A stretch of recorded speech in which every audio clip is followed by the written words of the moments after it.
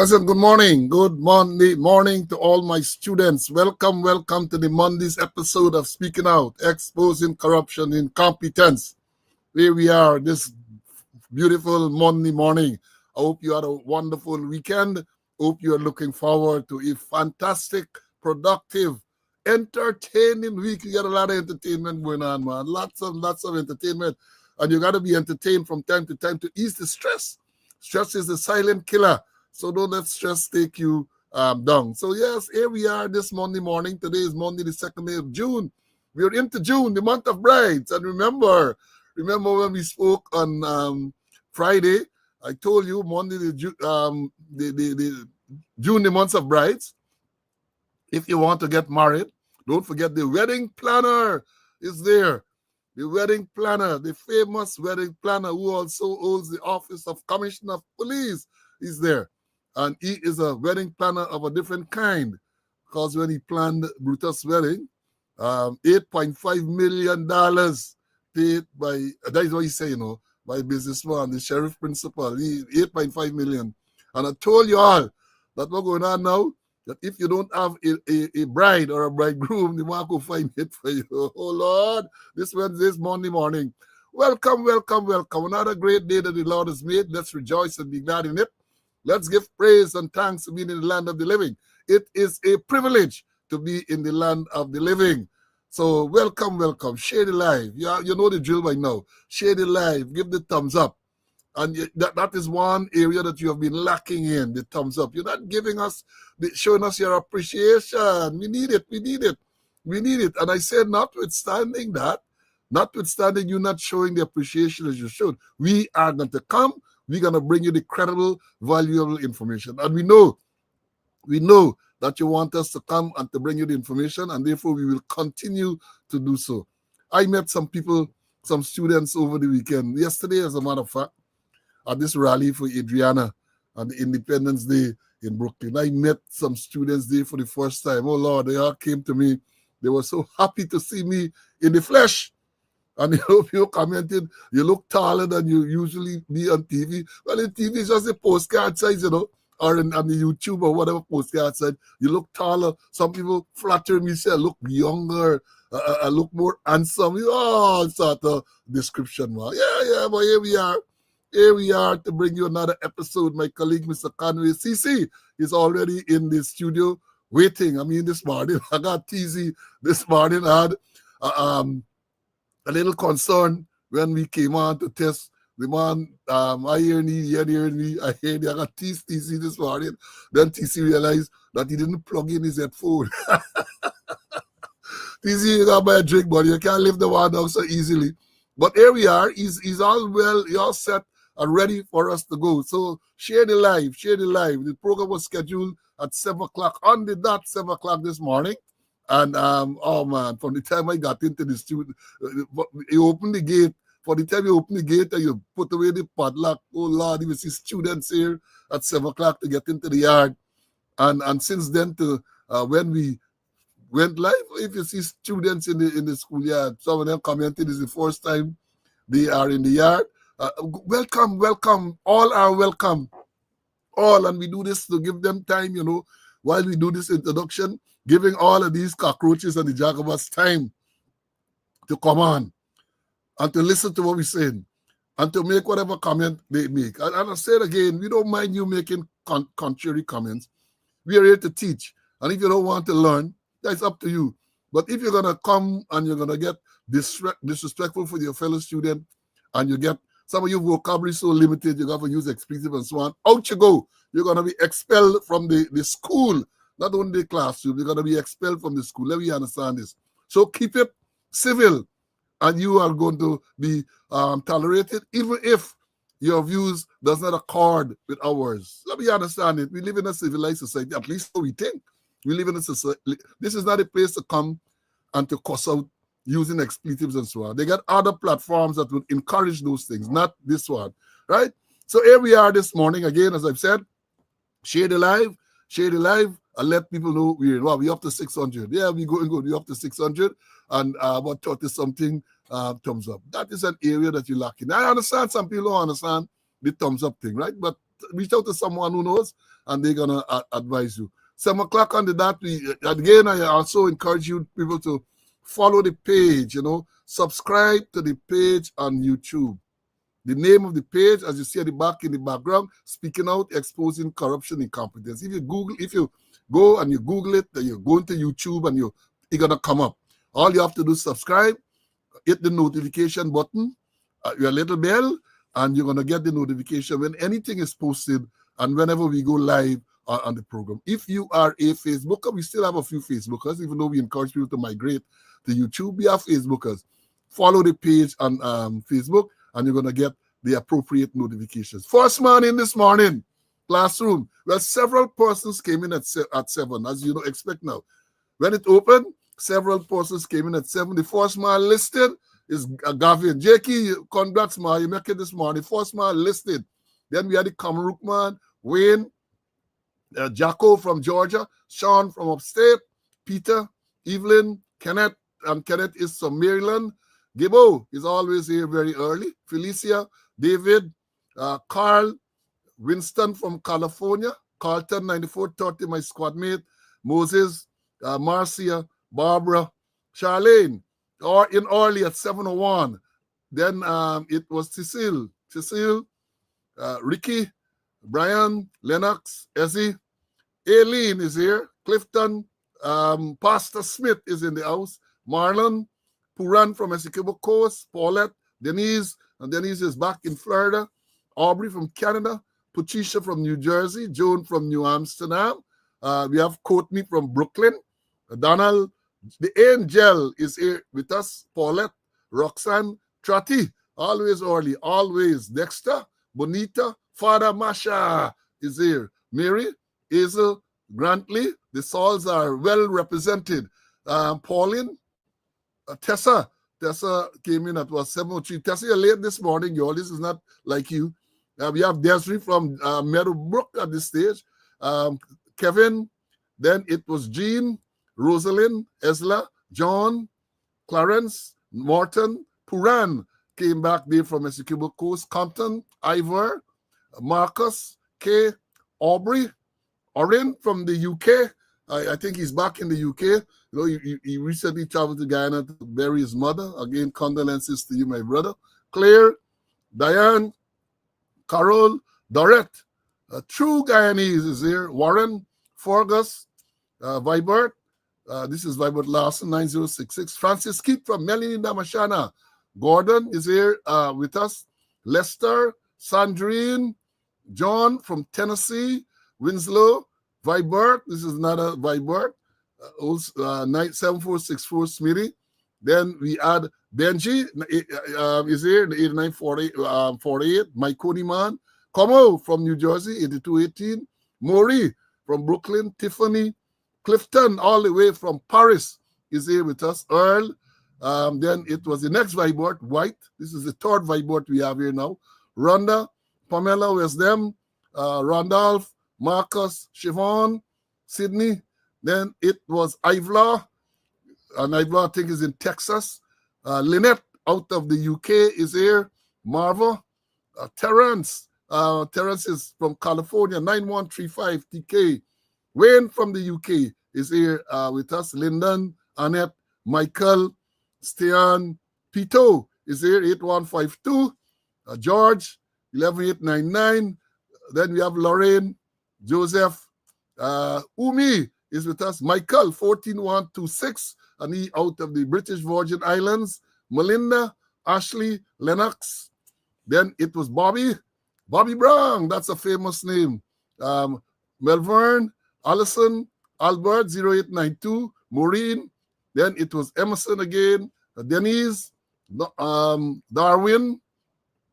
I met this gentleman yesterday. I knew him way back when, Mr. Wrights, and he's here this morning. I think it might be his first time coming. Well, he listens all the time, but the first time he is making a comment just to say good morning, nothing offensive. Terrence, Siobhan, Steve, Edgar gonna address this issue a little later. Edgar made a comment here. He said he would like to support my theory of murder in the Adriana Young, but He said, I have to show him the video where she was seen coming out of the pool alive and leaving the area. Edgar, I'm going to address it a little later. I know you're going to on. You were a very well-respected prosecutor, and man, I get a lot of respect for you. And therefore, I'm going to address that briefly. Well, not briefly, but I'm going to address it a little later. Floyd, Will, 13181. And then we have Clive out of the UK, 12789. Gail, Harold, Vibert, another Vibert. Vashti, Anthony, 11032, Peters Hall on the East Bank of Demerara. Karan, Diane, Tuana, Heather. Then we have Abera, Russ, Ricardo, Colin, Selwyn, and this is Selwyn Smith, Mark, Salima, 17488, Junior, Melville, Royston, Melville. Then we have John, Nigel, Patricia, and Patricia is from Philadelphia. Michelle, Onika. Onika, was nice meeting you yesterday. Is a student I met yesterday too. And she made her contribution, I must say. Grace is here. Deborah, Cranston, 15837. Rayburn, Old Police, 10079. The man from Imbai Madai. This is next Michael. Then we have Forbes, Elton, Valerie, Trevor, Malcolm, Hope. Isabella, nice meeting you too, my dear. Nice meeting you too. I met so many students yesterday for the first time. They came and they saw me, they recognized me, and they came to take pictures and all that. It was very nice. Clyde, Maxwell, 11704, Janella, Rhonda is here. The Ramstel lady in the house. Dion, Christy, Marlon, Roy from upstate is here. Clay, Henrik, Akko, Cort, Sheila's boy child is here. Sheila's boy child. George Ulrich is in the house. Where's them? Rastaman is here. Then my lawyer, he's still my lawyer. Selwyn Peters is here. Welcome to the live, Selwyn. I know sometimes he signs in, but he has work to do. But he's always listening, and he's always willing to make comments. Marvin is here. Elroy, Bray, Atisha, Lucius, you're late this morning. Leslyn, Carville, Norbert. Then it was Vernon, Philip, Claudius, and Claude, Doreen, my squad mate from Canada, W349. Glenn said he is in the UK. Is here. Lorraine, another Saul represented.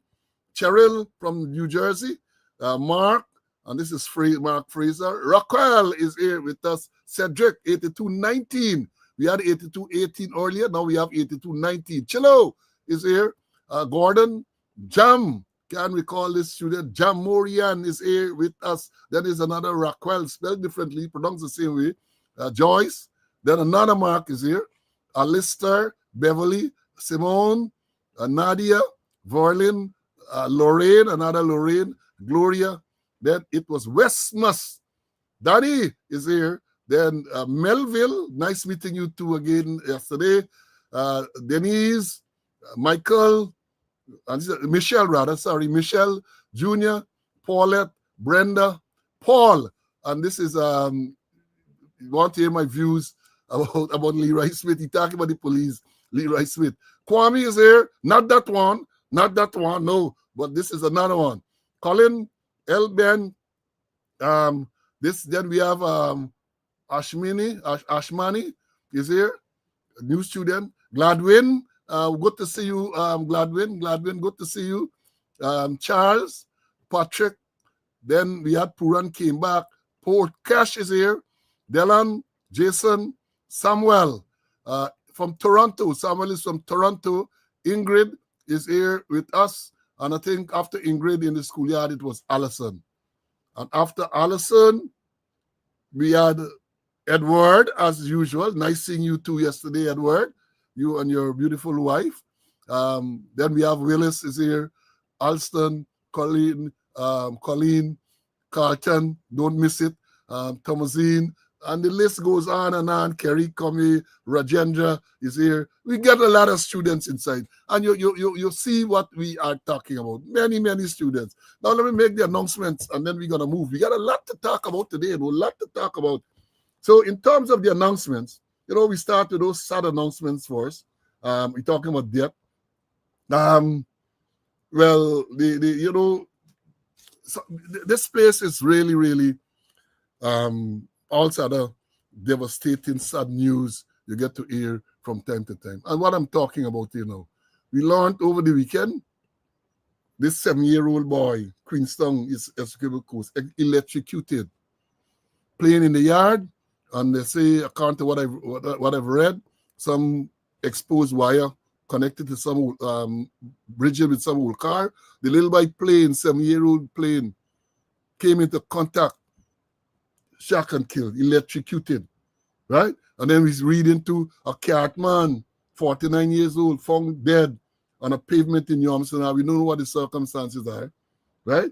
Then the motorcyclist killed in accident moments after leaving work. We told you too sometime last week about this fatal accident. I don't know if it is reported as yet. I have not seen it. I think it's Parfait Harmony somewhere there. Police chasing some man in a car. Man was in a car. They claim that the car belongs to some police woman. That is what is being claimed, alleged. Police, whatever the man did, the police chasing him, high-speed chase. And the man struck an innocent man. The car struck an innocent man, killed him on the spot. And then when you look at the picture first, because when I saw the video, you have you heard the accident, and you saw a fowl, what we call Dominic fowl. If you in the country, you know, those black and white spotted fowl, fluttering. But I thought that was the thing. And then later on, a man was struck and killed instantly at the same thing. I hear police reporting on that one, right? Then we reported to you sometime last week about this 70-year-old man who died in an home invasion in Lusignan. Postmortem showed that the man died from blunt trauma. Somebody lashy, it would appear, and the man died in his own home. He's there, invaded the home. And here, let me tell you this. I saw that picture of that home. You could see them as poor people. A little shack, basically. And not decrying and saying that is a shock. And my experience has taught me that when something like that happens, a little shock people get, there's no display of being affluent and so on. They live in a little shack, they're selling some little thing and so on. When incident like that occurs, more often than not, it's people who know them and who know that they're supposed to get money in the place. Because you pass and you look at it, you're not going to believe that they have any means and so on. And people to break in, I think they said some $500,000 and so on, have to be people. So for the detectives who are investigating that, right, that's one of the things you got to look at. Maybe you got to, the chances are it's people who know these people. Because when you look at this shack that these people live in, I would not call it a house, and I'm not being disrespectful, right? People got to know that these people had money.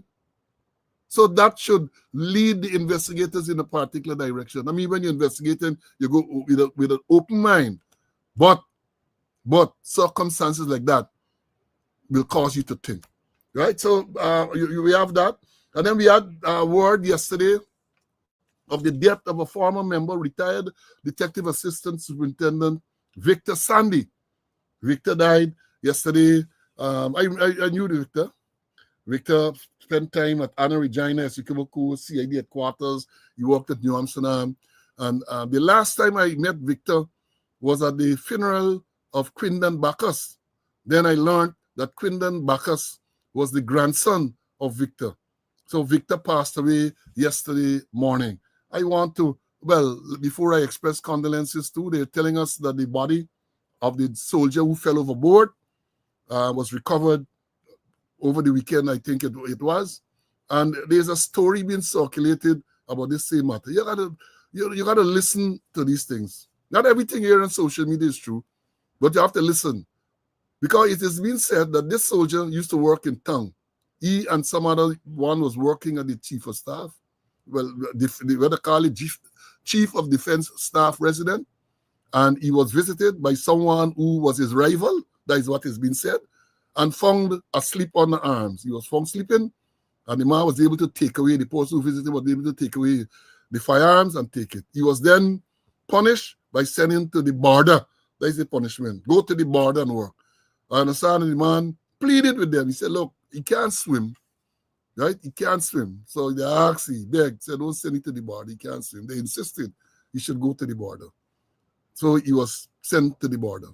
The morning, it has been further said, it has been further alleged, the morning when the patrol was due to leave, he begged them, you want to go up on the water because he can't swim. Again, the discipline in the thing, he went there, fell overboard.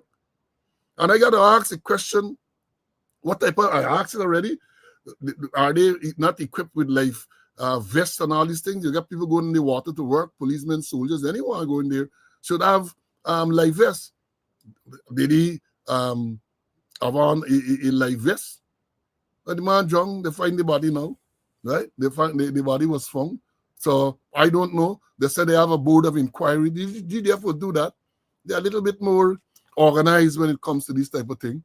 So they're gonna have a board of inquiry, and I suspect we're not gonna hear about the return, about the report on the board of the inquiry, right? So that is the story. Ben died on duty. GDF going through a rough time. I don't recognize it. Soldiers get being shot at. Helicopter crash, and the helicopter report is a top secret. Nobody in hearing. 5 senior people died. Soldier died. Soldier being shot at and wounded. Soldiers being shot at. All kind of thing we're hearing. All kind of thing. It's really sad. And when you look at what these people are working for, when you look at the remunerations and so on, a lot of promises are made, nothing concrete. Nothing concrete is given to them as an incentive to go there. They say, well, it's your duty, go and work for some $500 a month, and that is it. Put your life on the line because you're supposed to be patriotic. And them who the thief in millions and millions and millions, they are going. They're the ones who should go. They have more to lose than anybody else. So they're the ones who should go. And I want to express condolences to all the relatives of those persons who have passed, the friends, colleagues, in terms of the soldiers, colleagues, the people in the GDF. Express condolences to them on the passing. And to remind you that today is the 444th day, 444, since Sergeant Vaughn, Police Sergeant Alex Vaughn, was shot and killed by, they say, a colleague, and they say it was an accident. Well, 444 days and counting. We ain't got no report on that. 444 days and counting, no report. Now for the more pleasant announcements. Belated birthday greetings. I don't have a note of any birthdays today, but you remember we had said advanced birthday greetings to Carlton Crandon. So we got to wish you belated birthday greetings. Carlton was a distance runner. He was a really an all-rounder. He played football. He used to play cricket. I remember he used to lend me county bat. He loved the bat with my county bat, and he lashed a long ball. Carlton Cranton celebrated, I think it was yesterday. And we have advanced birthday greetings. I think it's tomorrow. To a student, I don't know if she's here now, Magnell Barrow. My records show that tomorrow she should be celebrating. She should be observing our natal day. So happy birthday to all those who are celebrating today, who celebrated recently, and who are celebrating in the near future. That was a long introduction. Let me bring in Mr. Conway, and then we are going to be moving on. CC, welcome. I had to take a dig at you with that thing, man. I got to buy a drink for that. You had me heart beat a little fast because I didn't feel like batting alone today. But it's good to have you, my brother. Good morning. Happy to be in the land of the living to do God's work. And let me dig back to you early. Is that you talk about all those persons who swarm you and tell you you're looking good and all kind of thing. And I hear you mention females. But then I know that you're not weak down the leg side, I hear you mention whether or not they were females or just bare males. Anyway, there's a death of a neighborhood police, Maxine Trejon. It's spelled Terrezao, but it's pronounced Trejon. I recruited her. She was among the first batch of recruits that we employed in the Guyana police force. And she served at Central and recently at, I think, the outpost at Rosal. I think she has a daughter who is a doctor. She's a very present personality. And I used to get difficulty calling her by her surname, so I used to call her Maxine. May her soul rest in peace. And also we hearing about the deaths and the fire and the drugs. And this is when this government is in power, look out for plenty deaths, look out for plenty fire, and look out for endless drugs. There's those, there's the heel mark of them: drugs, deaths, and fire. That's what I'm going to say for a while. Right, welcome. Fire! Fire! Now it was brought to my attention that the mother of Commander Region 2, Chief Baran, passed away, I think it was yesterday or something. So I want to include he in the condolences being expressed. He's a jagabat and all of that, but death is death. Death don't discriminate. So even though some of them feel they will never die, we learned that Chief Baran's mother passed away recently. Condolences to you, Commander, or maybe should I say Commando, whatever it is. This is not a time to dig at you. So condolences to you on the passing of your mom. All of us have to go someday, and it's not easy to lose a parent. I don't know how close the relationship you had, but condolences. Now, since he talked about fire over the weekend, we hear that somebody set fire to Bishop Edgil Church. I didn't even know he had church, right? I didn't know. But they said there was a fire there yesterday morning, and then it is being reported today that the fire was maliciously set because they saw some man, the CCTV pick up some man going up some stairs, a hooded person, well disguised. So the suspicion is that that person may have set the fire to Bishop Edgil thing. So Bishop Edgil Church had a fire, and they did say apparently there were more than one buildings in the compound, and that church service yesterday would have gone on as scheduled. That is what was said. But fire. Now, let me tell you something. We said over and over that Guyana is not a real place. Guyana is not a real place. I'm trying to find something here to read to you. I saw over the weekend. Y'all must forgive me, I find this thing so funny that even though it's serious, sometimes you gotta laugh. Right? There's a matter reported back in 2022, July 13th, in Sabrok News, I think it was one of them, of a fake doctor. Fake doctor could face criminal charges as chief magistrate. University confirms his CV is a lie. This is a man. Let me put up the picture first. This is a man, if you all remember, posed as a doctor. Right? What is his name? Michael McLennan. Michael McLennan. And long ago, they had a program, What's in a Name? I can't remember who it was, whether it's Robin Dio, that other program. What's in a Name? Michael is his name. McLennan. And let me read this thing to you all, man. I got to read it. It's a little long, it's a little lengthy, but you got to get the gist of what I am saying. Right? Michael McLennan, of whom little is known, except for the fact that he pretends to be a medical doctor and was taken in by organizations such as the Guyana Cancer Foundation, could soon face criminal charges. This is according to Chief Medical Officer Dr. Narayan Singh. During a telephone conversation on Wednesday, Singh said it is a criminal offense to impersonate a doctor, and noted that while the Ministry of Health and the Medical Council is prevented from conducting their own investigation, a report will be made to the police. Quote, we cannot call him in and investigate because he is not a member of the medical profession. So the matter will be handed over to the police. End of quote. That is what Dr. Singh said. McLennan has admitted that he joined the Guyana Cancer Foundation about 3 weeks ago as a volunteer. But on Tuesday, President and founder, Bibi Hassan, said she took him in as a volunteer because he presented himself as a medical doctor. Quote, I questioned him about his medical degree and he refused to send a copy of it to us. He said he is working as a medical officer pharmacist at ROK Pharmacy, and there's no such pharmacy that exists. She said in a statement, there are claims that McLennan secured jobs at other private health facilities and even treated someone wrongfully in the past. Dr. Singh said there was a similar incident just about 3 months ago, and that matter has since been forwarded to the Guyana Police Force.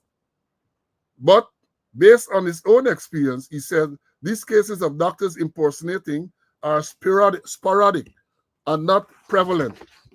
Quote, he says here, now over the years, We have seen a couple of cases. 3 months ago, a guy was advertising and we reported the matter to the police. It pops up occasionally. 1 or 2 cases, he said. Interestingly, in a CV presented to the Cancer Foundation, well, let me read that back, please. Interestingly, in a CV presented to the Cancer Foundation, Chief Magistrate Anne McLennan is listed as a reference. In an interview with the newsroom, the young man said she is his aunt. But in a Facebook post, the Chief Magistrate has denied being a relative of McLennan. Quote, this character never approached me to be a reference for him, and I am not in any way related to him, end the quote, she said. That CV also claimed that he's a former student of Queen's College and Texelia American University. He also told the newsroom that he is a medical student at the University of Guyana, a claim he repeated in his apology. Sources at Queen College and Texelia have denied that he attended the institutions. Quote, Mr. Michael Radius McLennan is not a student or graduate of Texelia American University. The said university has never enrolled any programs offered the said individual has never enrolled in any programs offered by Texelia University, the university said in a statement. And while the University of Guyana has not released any official statement, a senior administrator told the newsroom on Wednesday that the institution has not been able to confirm that he is or was a student there. Our registry is looking into it. My guess is that he was never a student enrolled. We have to check the records, and that's difficult because if we have someone with the same name, we would have to make sure that it is not him, and without his date of birth, it is not easy to source it. The University Records and Data Management Division was up to noon on Wednesday, not able to confirm that McLennan is or was a student there. And then I got an update. Editors note the University of Guyana subsequently issued a statement and confirmed that Michael McLennan was never registered as a student at the University of Guyana. After reviewing our extensive student record database, the University of Guyana regrets to inform that Michael McLennan has never been registered as a student in any program at any of the university campuses. The University of Guyana views this incident very seriously, but urges the young man in question and all other wishes to take up significant professions to follow the lawful and bona fide route in doing so. The University of Guyana does not provide many avenues for different types of students as well. The University of Guyana does provide many avenues for students, and then it said all types of students, as well as academic counseling and assistant and all of that. They go on. But the man, as I told you all, I give you all the warm up there. I have to give you the background. A little young.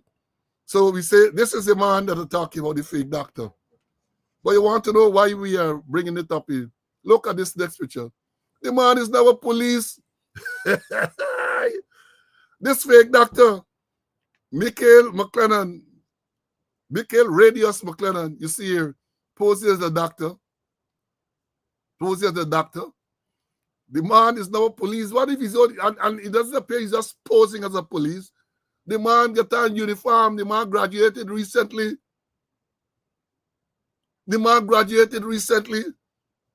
From the thing. And here, y'all want to tell me that, as y'all did some time ago, some of you would want to say, well, people can reform and people can reform.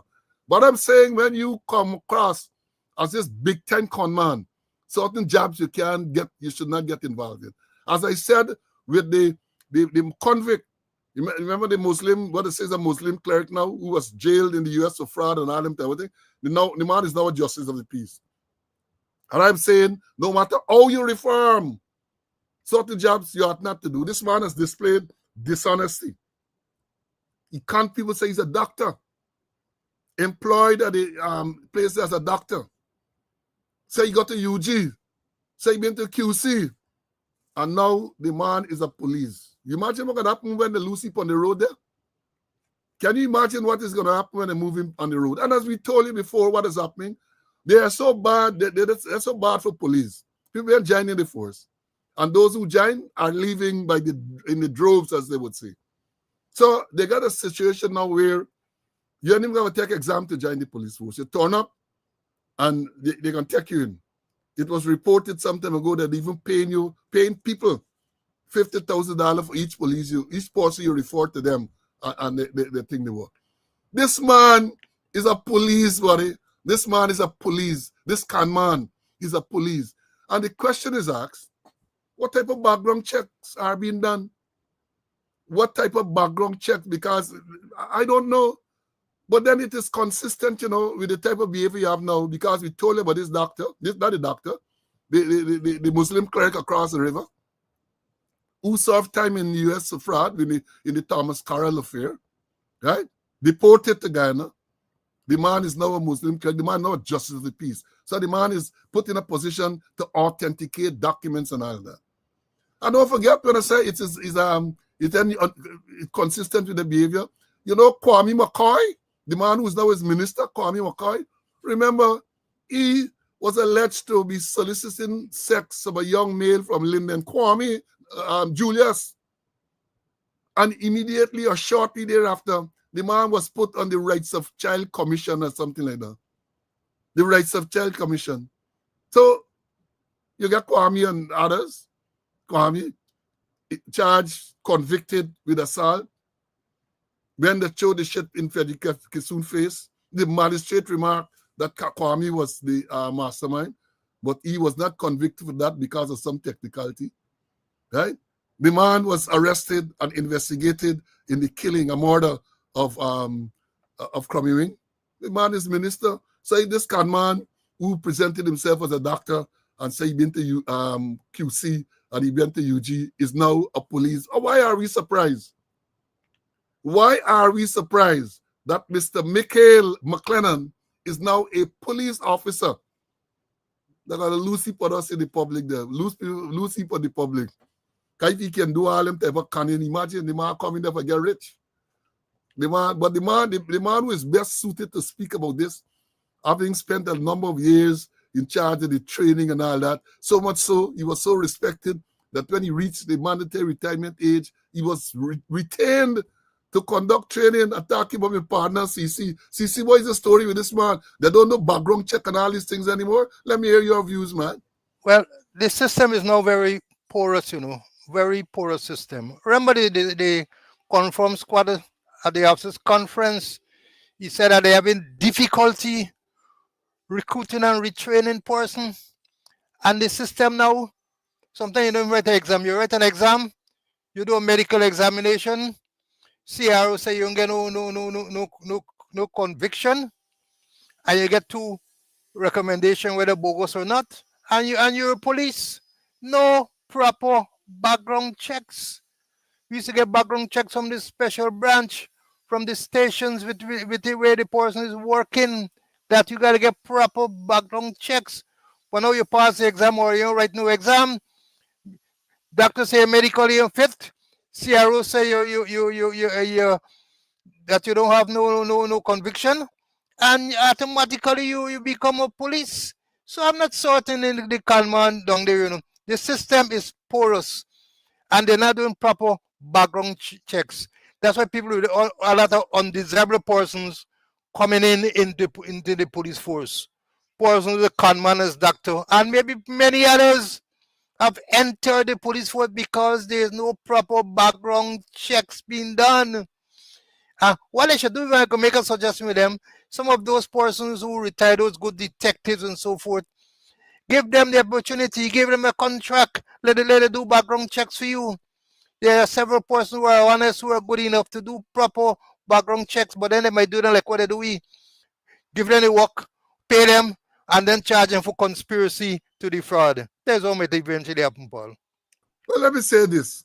This is so the information of all. Mr. Carter mentioned the Criminal Records Office, right? They're going to come, you go to the CRO, as we call it, the Police Criminal Records Office, where you go to get police clearance, right?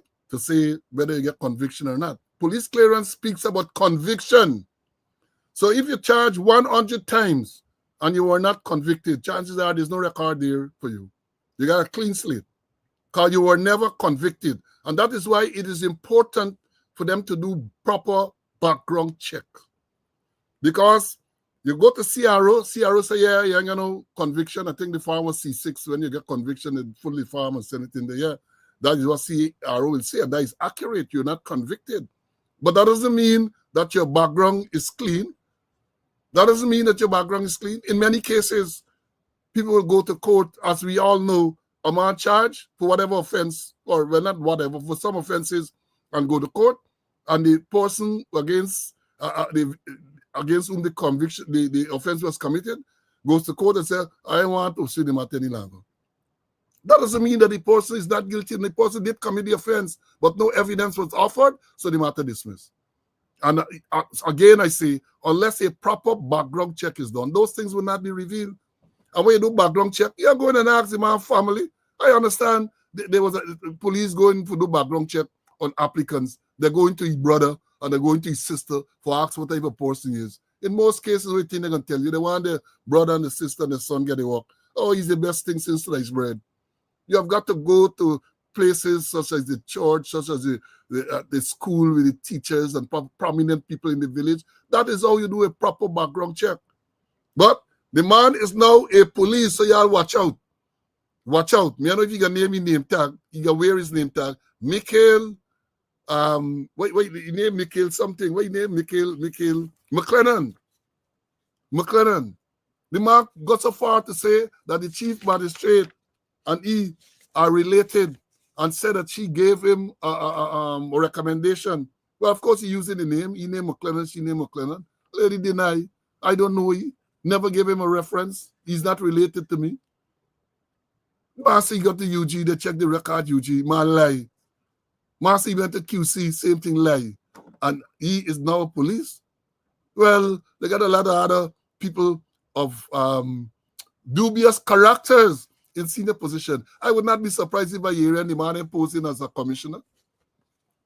I would not be surprised if very soon you hear walking around with stripe and all that other thing, so you get promoted.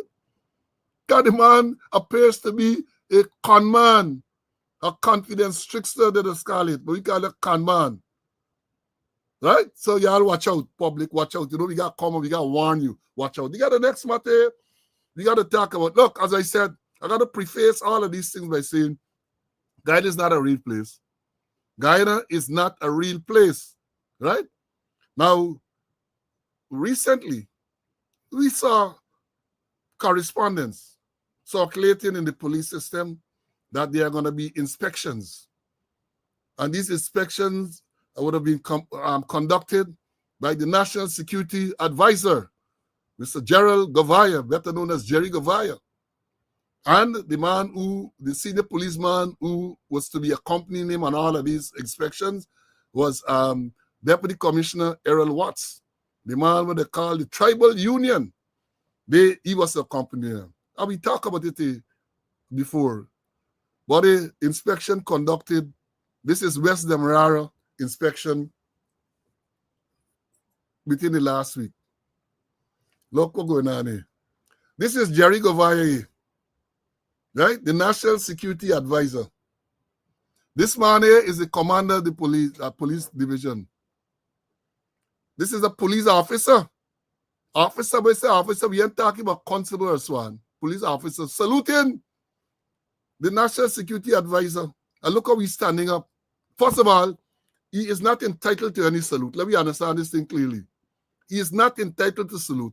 And in case Watts and Soonerine and them know, check Standing Order 14. Standing Order 14 spells out those persons who are entitled to salute. The president, the prime minister, and it go on. I don't even think it mentioned the vice president. But it's for y'all to go and do the research. It speaks about officers in the discipline forces. It speaks to mayors and ministers of the government. But Jerry Govaya ain't entitled to no salute. And even if we say, all right, you're going to pay him courtesy, look how the man standing up. That's the type of disrespect that is being shown to the police force. And you get a deputy commissioner And the assistant commissioner, look, the deputy commissioner, the back in case you are see what he did on it. This is the man who is there. Errol Watts, deputy commissioner. Look, they're encouraging this nonsense. And y'all want to know why the police are disrespected so much. Jerry Govaya, a civilian, he got a portfolio as the national security advisor. And I think he been in the army. So he ought to know better. And then look, the thing that annoys me the most, the thing that aggravates me the most, like we back into massa time. Look, they got to stand up there with umbrella to cover Jerry Govaya while he taking salute from the police officer. And while he inspecting, look at this thing carefully. Jerry Govaya walking and inspecting ranks. And a man, right, an African descent, got to stand up over here with an umbrella. So let me assume, I don't know that rain was falling, but if the rain was indeed falling or drizzling, it doesn't appear as though rain was falling, the ranks stand up there in the rain, and Jerry Govaya got to be covered with an umbrella by a member, well, may I know who the person is, while he doing this inspection. Back to master days. Back to master days. This is like when James Bond, 00 Not, same as Judin Mohammed, walk in there, James Bond get umbrella to cover these people are disrespectful, and it's offensive to see a man of African descent covering this man, a Portuguese-looking man, a clear-skinned man with umbrella, while he inspecting people who are of African descent. This is clear case of back to slavery days. Back to slavery days. First of all, you're entitled to this salute. Standing Order 14 is clear about who you should salute. And Watts, a deputy commissioner, well, I call you deputy commissioner, Scoot, look, deputy commissioner Watts is standing there. You have assistant commissioner Sunarine is standing there. Jerry Govaya taking a salute from an officer, gazetted officer, and look how we stand up there taking a salute. Buddy, let me tell you something. This is just weakness on behalf of these people, weakness. And that is why members of the force are disrespected. And the disrespect goes to the point where people beating up police on the road. They have no respect. And you all can't see the nexus between this type of behavior and the thing. And when the man come in, watch. I want you all observe this thing clearly. When he come here now, he's not only eating, the man get cap on the head now. So at some stage here now, he put on a cap. He put on a cap, and he there with a baseball cap. It looked like an ordinary baseball cap, and say he inspecting ranks. And are you allowing them nonsense to go on? And I can't understand why people disrespecting y'all. Can't understand. To me, this is so bloody offensive. Tell you, as an ex-member of the force, 37 years, that would have never been allowed. Never, ever. They wouldn't even dream about it, because us officers then would have said, hey, so if the politician said this much, we tell you now, he ain't doing that. I don't know if that changed. And I showed them that the standing order has not changed. Standing order 14, paying of compliments, I think that is what it is. And we get police, senior man, deputy commissioner, the commander of the division, assistant commissioner, them stand up there and allow Jerry, look, the commander to the right of Jerry Govaya. Me I know where tribal union been at this stage. But during the course of the inspection now, look, tribal union they're down there. And Jerry Govaya with cap on the head, say he inspecting the rank. That is why you got to subject these junior police ranks to. That is why you're subjecting the I-pass, as we would say. And some people said it's not I-pass, and they said it's RAS pass. And I'm annoyed about it. They're going to come at me, let it come. How you going to justify that? Jerry Govaya of all body, they're down there, say he taking salute. Come on, the man start folding the hand in front of the police, and they say he been in the army. He was a pilot in the army, and that is what that's how he's gonna be there. Let me bring him as a Conway, man. I'm annoyed about this. I'm annoyed. I have a vent about it because it's disrespect. Disrespect. See, let me hear your take on this thing, man. Just like you, I'm annoyed. I saw a picture and I feel like tearing up the picture already. But let me just go backtrack a little. when we're talking about background checks, and a very important point that a lot of people has miss out on, Criminal Records Office. That's where the conviction of persons is recorded. And the thing is that whenever a person is convicted, in my days, and as commander and talking to commandos, when a person is convicted, all disposed crime files and case jacket is sent to the commander. And in that disposed case jacket of crime, there is what we call a conviction report form. And that conviction report form is sent to the CRO. But understand, they ain't sending nothing to CRO. So mom, I get 10 conviction. And when he apply for police clearance, no trace, because nothing is sent to the CRO when persons are convicted. And I repeat, the responsibility of the commando is that when persons are convicted, the crime file and the case jacket with the conviction report form is sent to the commander, and the commander is responsible to send that conviction report form with the conviction to the CRO for recording. But when it isn't being sent, person get conviction and they go to CRO now and they get no trace. It's not that they're not criminals, they're not convicted, it's that nothing was sent. Now going back to Jerry Govayo, it's so ridiculous. Total lawlessness. And Paul, you mentioned about the police standing order. And let me read what the standing order says. The following persons will be saluted by members of the force. A, when under arms. And talk about His Excellency the President, the Honorable Prime Minister, all ministers of government, the Commissioner of Police, all officers of the Ghana Police Force, all officers of the Ghana Defense Force, the Mayor of Georgetown, New Amsterdam, Linden, Rosal, Corriverton, Anna Eugeno, Adin, Maburum, and Majo, the town clerks of all 5 municipalities, the call of the Ghana Defense Force, all commissioned officers of the Navy, Army or Air Force or a friendly state.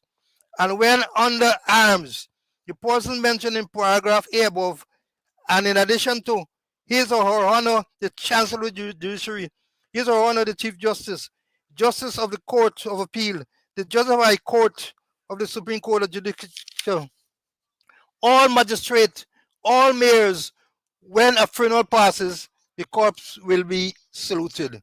So it's clear in this standing order who are entitled for salute. And you can't get a national security advisor. It is political interference in the Ghana Police Force here again. He's an advisor. And what he's doing there is operational work. And that should be the work of Watts. Watts is his deputy commissioner operation. He should be going there and inspect. Not Jerry Govayo. And I hear Jerry been an inspect, and I hear you going to inspect all them the toilet facilities that name after Watts. Errol Watts facilities, the toilet facility. He been an inspector. He checking toilet facilities. He checking washroom. He checking.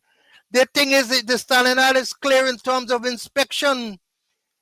Yearly inspection by the commissioner, half yearly by the commanders, quarterly by the subordinate officers, and notify inspection. They must say there's a list of things that they must look for. How you could get Jerry Govayo there? Naked political interference in the operations of the Ghana Police Force. What are you doing there? And watch how we stand up, put your hand in front of the big belly there. Yeah? And a police officer saluting him. And then he go put on a cap, and all color, the cap is red.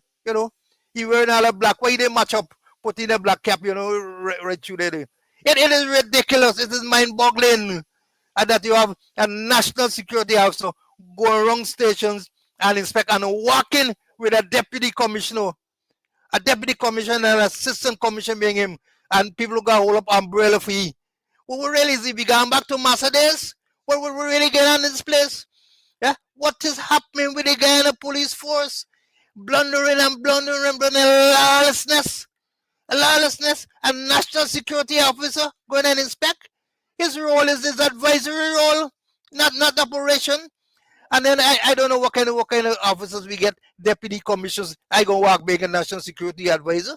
Me and me own right as deputy. I must do the inspection, not he, and he not entitled for no salute. He's not entitled for any salute. Yeah? This work really, we said this work really broke. national security advisor going and inspect station, checking your arms and ammunition, checking your cash records, yeah, check checking your crime stats and them kind of thing. That is not his work. If this work, why he should be advising on the Venezuelan crisis? He should go to Ringbang. He should go in the Cayuni River, going like in the boat, like going the Cayuni, like going the Mazaroni, like going the Potoro River, like go the Ringbang, like go Kaikan, like go the Material, but he mustn't be accompanied by any police officer. He must go in his own right as national security if he wants to inspect. Go on the border. Go to Barometer. Go to Imbatiro, go to Yarakito, go to Kaikan, go to Purimo, go to Return Bank. That is where he must go, and he must go on his own. And his thing is he's an advisor. He's an advisor and get deputy commissioner and assistant commissioner. Total lawlessness. Total lawlessness, my colleagues say. I was got to cut you off because I see the thing that you're so worked up why your pressure go up because you know the German gonna laugh you if your pressure go up and so on. You can charge other thing. It's lawlessness. Let me put up back this picture for you all to understand, to see what's going on. Look, let me show you all again. This is the National Security Advisor, General Gavayo, taking a salute, accompanied by the divisional commander. Look how he stand up there with the hand. And then he is satisfied with that. When he doing the inspection now, he put on the red cap, the PVP cap. And look, what's accompanying me. And then I get a man, African descent, holding an umbrella over here. Holding an umbrella, a man of African descent. This thing is so offensive. It is so bloody offensive. And I'm going to say back to Master Days. Master Days, I'm going to say, I must explain to the youth people. Master Days mean back in the days of slavery. That is what we saw happening. So some slave would have to walk with umbrella and cover to make sure that the massa, who is the Bakra, who is the man, the white man in charge, that he shaded from the weather and so on. That is what you have in the Ghana police force. And people want to know why they are so disrespected. And you think that is all? Shoot and scoot, not take left. Look, this is Ben. This is Ben. Look, this is, I think, over the last weekend, they had some medal parade for the people at the prison service. In other words, you see all them dressed up with a nice ceremonial. Look how Ben dressed. Polo shirt, some back down pants, and that's how the minister dressed to take a salute. Well, he's entitled to the salute. But look how the minister dressed. Look. He sit down there, look his pants. I'll give you all a close-up so you can see the pants he wear. Look, his boots look like he come out of the farm. Look, let me tell you something. Somebody commented some time ago when we put up Mark Phillips' picture. For sure, he was shabbily dressed. I said, oh, you're looking at the man dress. Dress in these things are very, very important. It speaks to standard. It speaks to respect. And I am saying that when the minister can go and take a salute like this, goes to this official function where people are dressed in ceremonial to receive medals, a very auspicious occasion, they would have make sure they shine up their shoe, and they do all sort of thing. And this man come just like he come to the blasted farm for you think. And it's not the first time. Remember when they had the fourth anniversary route march in 2023, he put on the back damn clothes, so he bring it out back now for this thing. Disgraceful, nasty, stink, and dirty. And I don't care what y'all say. Y'all come for me. Y'all come for me when I point out all of these things here. Come for me. Right? Like if I frighten you. Look how this man dressed. Unacceptable. Unacceptable. And let me tell you something. I blame people like the chief prison officer and at that time the commissioner, because let me tell you something. I never reached those levels. I reached up to the rank of assistant commissioner. No way, no minister. I used to coordinate parades and so on. No way that parade saluting any minister in that condition. You have to either go and dress properly or the parade would have been called off for some reason. Let me make it clear. No way. In the route march in 2023, I said the same thing. You should have given middle finger salute. But if I was the person coordinating the route march, because when you come around with the route march, you break down, you come down Camp Street, you turn west into Brickdam, and then you would normally pause there. Then till you get word that everything is set in front of the Ministry of Home Affairs, and then you move through. But if we would have been pausing forever because Ben had to go and dress properly and come. He had to go and dress properly to come to take the march past of my policemen. The same thing here, he would have got to go and dress properly, or this parade, this medal parade, didn't come in half. It didn't come in half. There's no way I, as the person in charge of any organization or even a division, allowing any minister to just like that to come with me ranks in ceremonial, looking forward to this great day where they're getting an award and all of that. Are you dressing, sir? And look, you get phone and something in the hand and all them everything. And are you telling me about standards? What standard? They don't know about standards. And again, you see, when you get the chief prison officer acting, I guess he feel constrained, can't talk, and he's not being disrespectful. You have got to advise the minister that his dress is inappropriate for such an activity. As a matter of fact, when you wrote him to invite him to come to the medal parade, dress, you got to understand now, you got to mention the mode of dress in the letter that you write to him. You would have said that this is a ceremonial activity and that the minister is expected to dress in a particular way. You tell you got to dress. Because you know by now, you know that you got to come dressed in a particular way for functions such as this.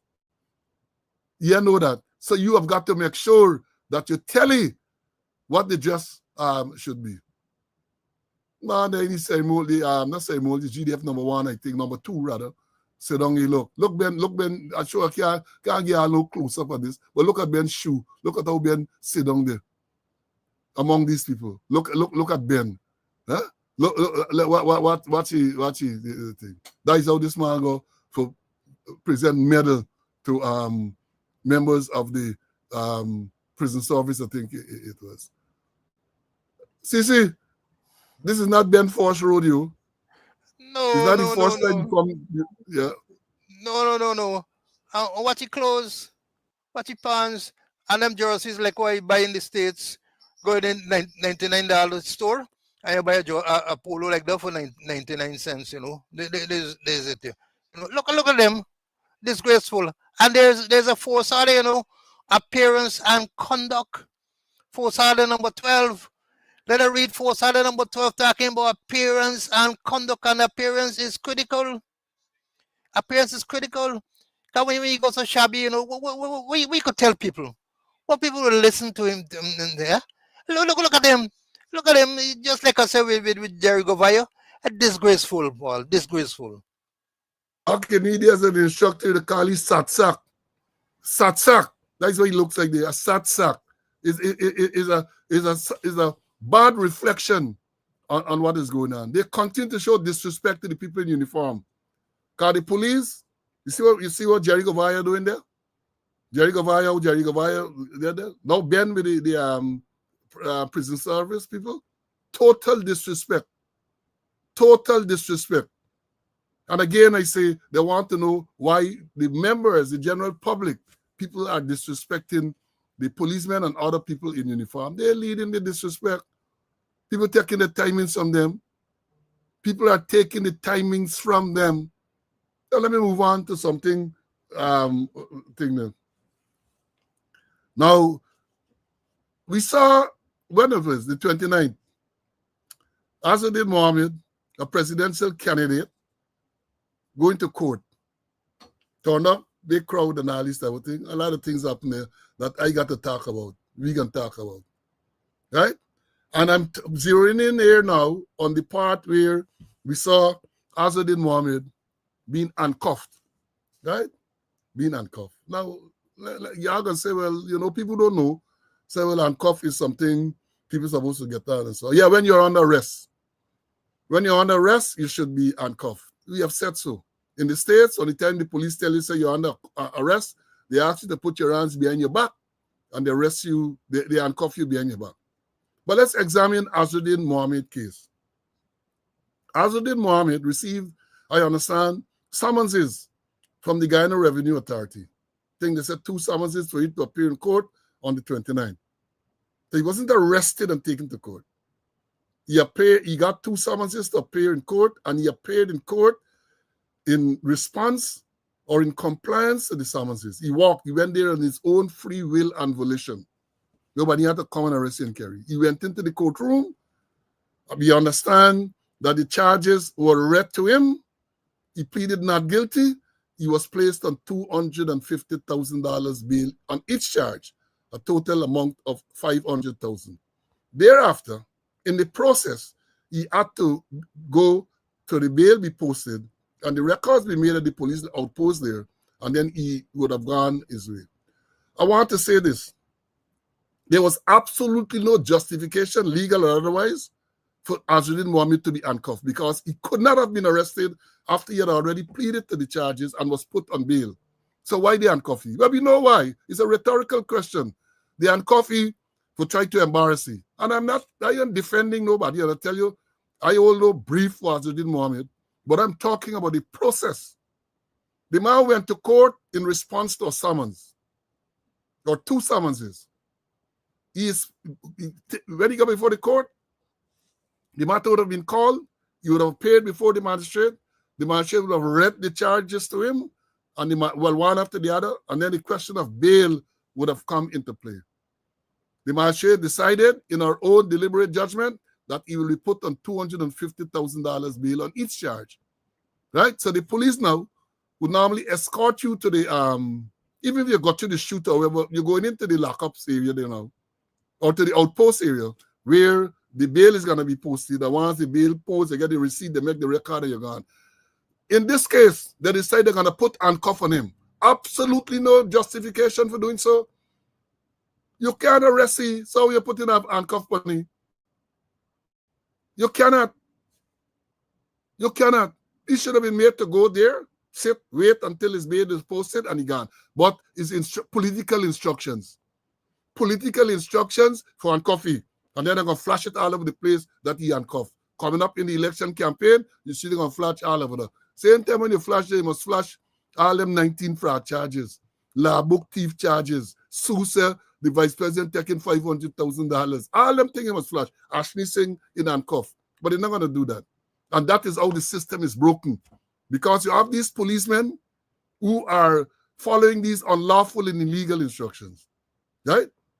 Because if I were in Azzuddin Mohammed's place, I can sue them. I can sue them. Why are they putting handcuff on you in a matter like this? Why?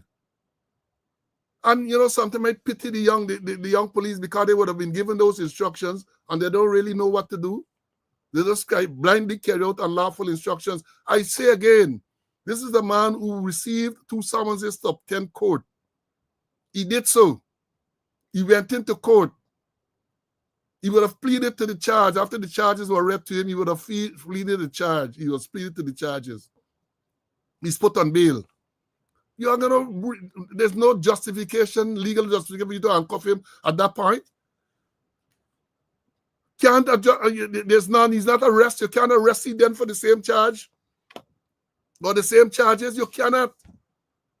You cannot. And the fact that you restrain him by putting handcuff on him might very well be a case for false or unlawful arrest. And if I were in this position, I can challenge it. You got to challenge these things. You got to challenge these things. Let me bring in Mr. Conway for him to get his say on this. See, Azzuddin Mohammed being handcuffed after he attended court in response to a summons, pleaded, put on bail. Let me hear your take on it. And the background is that he was summoned and he went to court. He went to court, pleaded. The master said, bail. Police ain't got no right dealing with him. I mean, you got to carry him down to the shoot or whatever for him to be bail. Or why put handcuff on him? Why could I put handcuff on him? And then the matter is so simple. Yeah, master put in the big set of bail. You know, I always remember, you know, what they used to teach points to be considered in granting bail. I used to use it as a prosecutor, as a station sergeant, and as a commando. And here are the points that you'll consider: the gravity and the nature of the charge, the weight of evidence, possibility of absconding. You ask, will the granting of bail defeat the ends of justice? And you're guided by the Constitution and the laws of God and your own conscience too. The man go, you go to court, magistrate say so much bail, and then you put a handcuff on him. Who they should handcuff? They don't handcuff. They're the more accused from Blackbush. Getting caught there, no handcuff. And police body with the where police put their hand on the shoulder and all kind of thing there. Who they should put handcuff where they don't put a handcuff on? But it's political, and I'm sure it's political interference. Hey, remember that you got to put a handcuff on it and got to go the photograph so we could use it subsequently. It's wrong and wrong. It's wrong and wrong.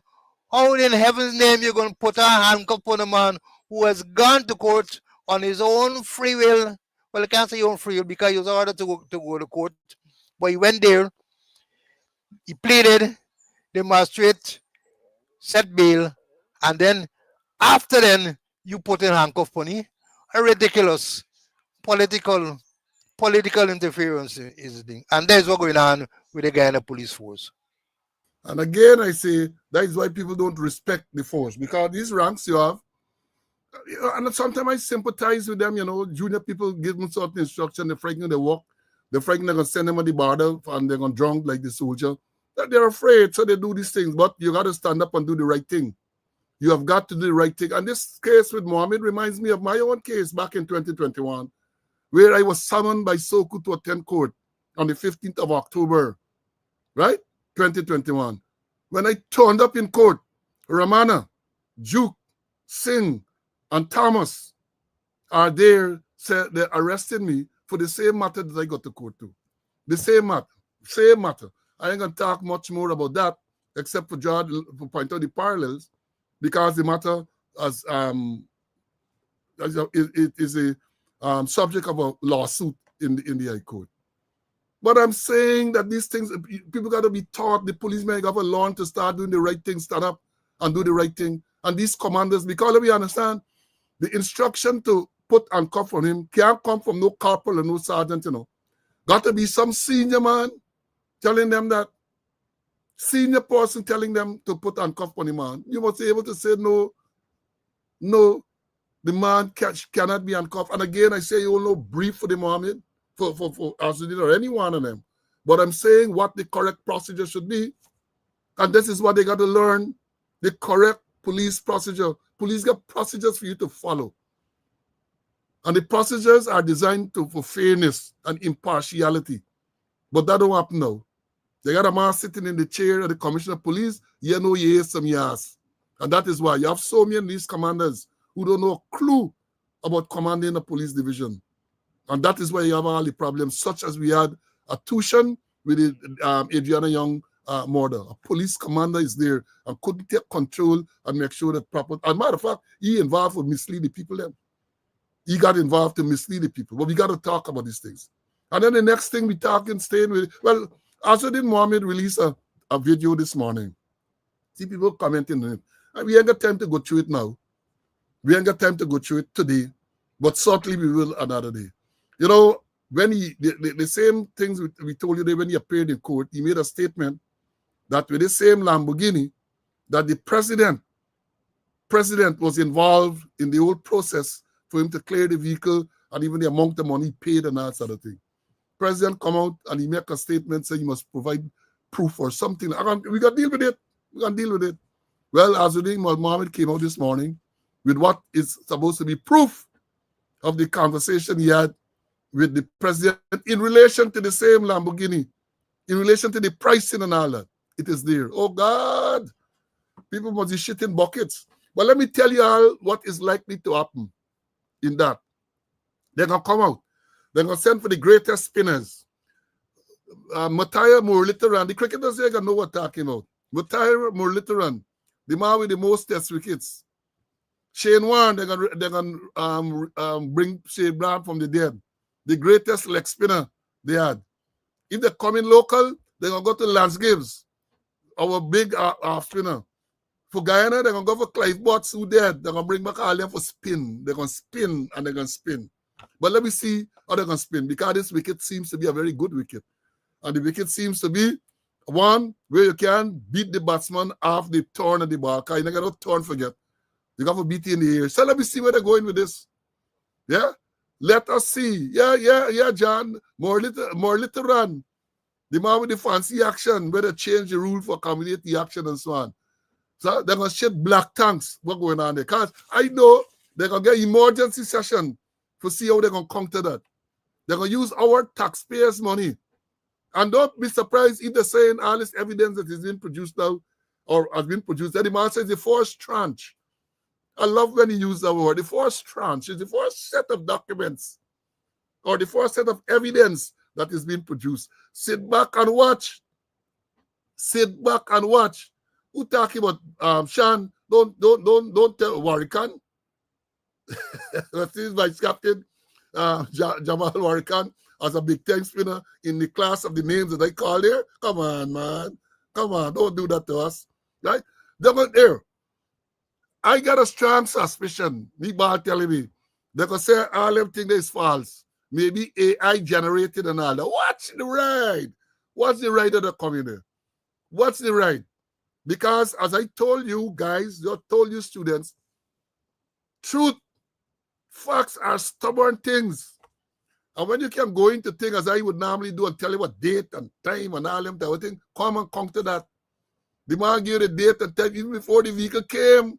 The man is presenting things to show he and Irfan had conversation. the one that tickled me the most is when the man said, look, I go have to pay. I want to do the calculation. It's $50 million. The man said, no, man, don't pay so much. Now, let me tell you something. Should y'all tell me, if this is all allegations, but if, let me say, for like the Trinidadian man, what he did, say, if it is that a man offering with $50 million, and you say, no, man, don't pay 50. And let's assume, let's call them wrong figure, the man said 25. Where the next 25 go in? You know, guys say, yeah, you, yeah, me. Jackie Opel coming in the house. If I'm saying that I'm willing to pay $50 million on this vehicle based on the calculation I did, and you tell me, no, man, don't pay so much, just give them 25. Where the 25 million difference going? Where the 35 million? This thing nice, you know. Y'all sit back and watch it right. And I saw the man who as we didn't say, that if it is, given what he's alleging is the involvement of the president should have been charged with him and all of that, right? And then my lawyer, I understand somebody said me something, I got to read it. Selwyn is referring to the case of Paul Slow versus Nandalal and them, where the judge, Gino Prasad, ruled that the president is immune. Well, it is true. You can't charge the president. So even if the president was involved in this thing, our constitution says that the president cannot be charged, so you can't charge the president. You cannot charge him, right? So that was, I mean, the man get legal experience and all that. But Selwyn pick up on it, and Selwyn made a post to say, I don't know if he's still on the live, but Selwyn made a post to say that he referenced the case, Gino Prasad ruling that the president is above, well, not above, but the president cannot be sued in his, whatever the thing say, man. That's what the Constitution says. But I'm waiting to see, because remember, this is the first tranche. This is the first tranche that was released there today. To me, it looks very convincing.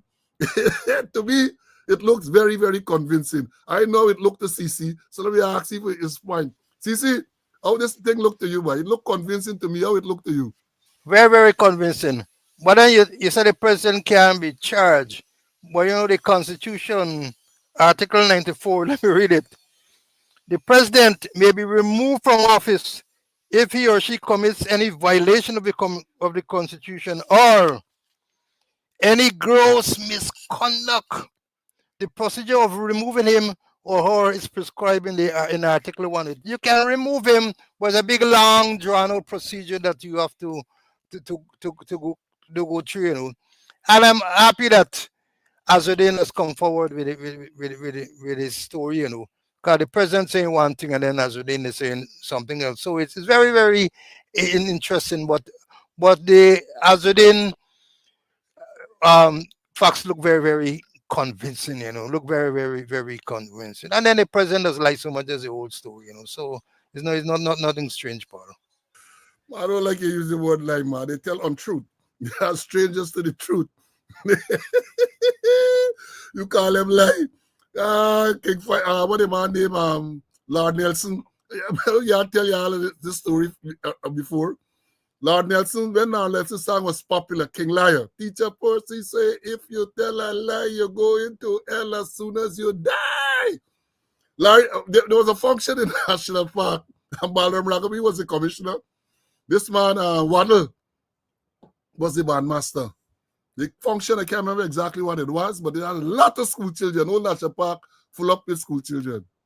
And on the program, you had speeches and so on, and speeches, and you had the police band.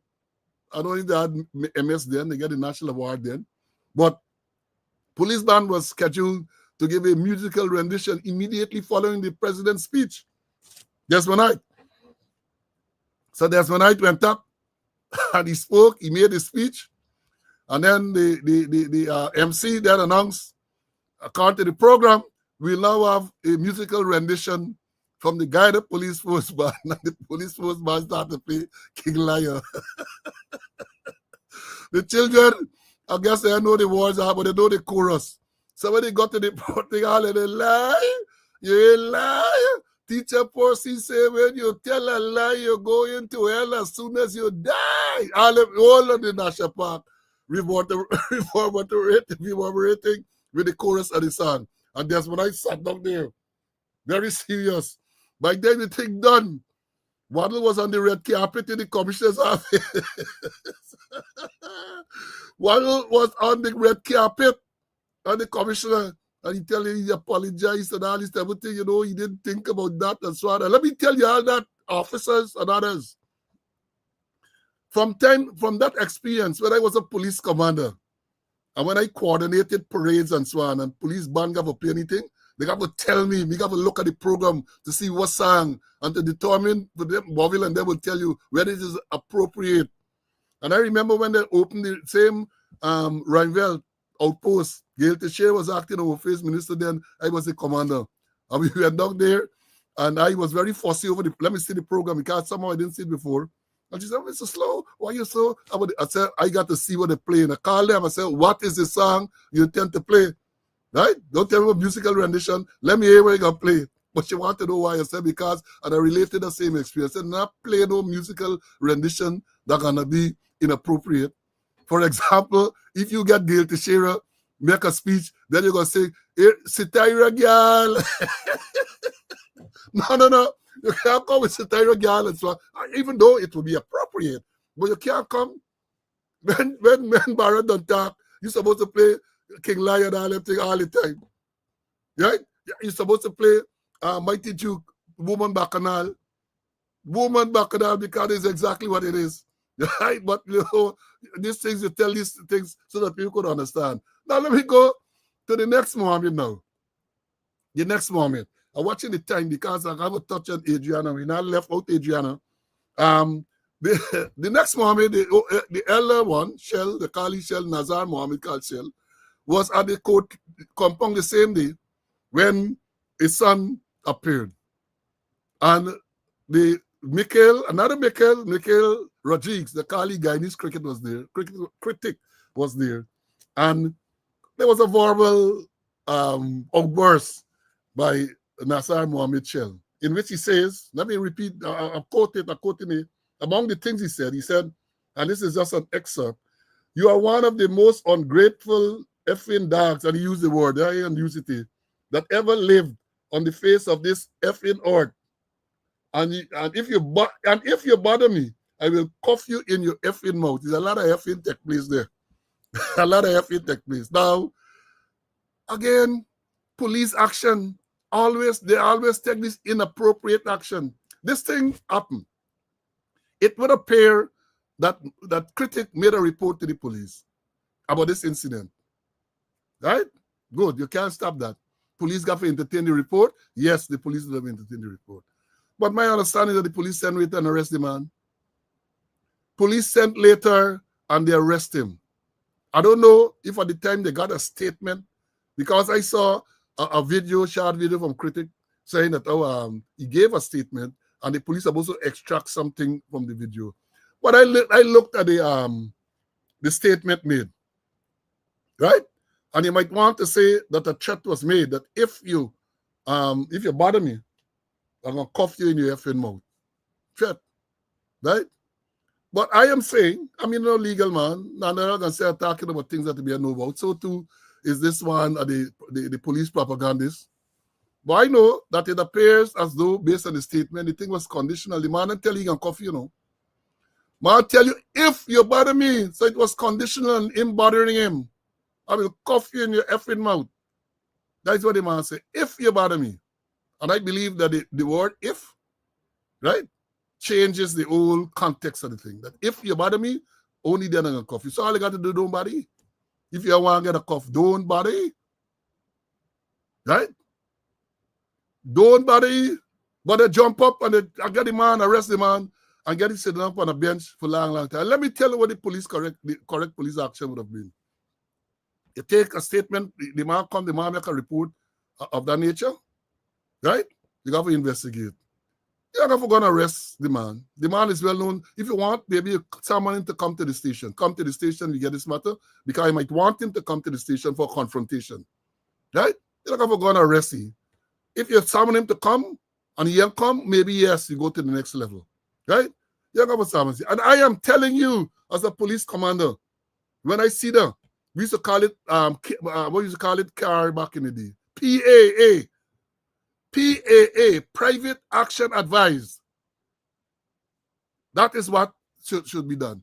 Private Action Advised. In other words, if Rosie's want to pursue it, like sue or like institute private proceedings against Mohammed. But the police jumping into everything. They're jumping into everything all because of political direction. They're not jumping to the things where certain people are involved, right? The private action will be advised in a case like that. And let me tell you all this. Police officers and others who listen, and those who work with me know, that ain't going no place apart from private action. No DPP or anybody got to advise on that. That is within the realm of the police commander to deal with that and say private action. And if the DPP wants the file, well, if you can say, well, send for the file, and any instruction for any charge got to come from the DPP. Not you instituting charge or you sending file to the DPP for her to advise in a simple, straightforward matter like that. No way. No way. As I said, you take a statement from Rodriguez. He said you get video evidence, or you produce the video evidence and so on. You summon the man to come to the station for a confrontation. And then when you look and see what happened there, again, I say, this if that this man used, the man said, if you bother me, I believe there's a significant, in that word, if significant in this whole thing. I don't see it as a threat. If you bother me.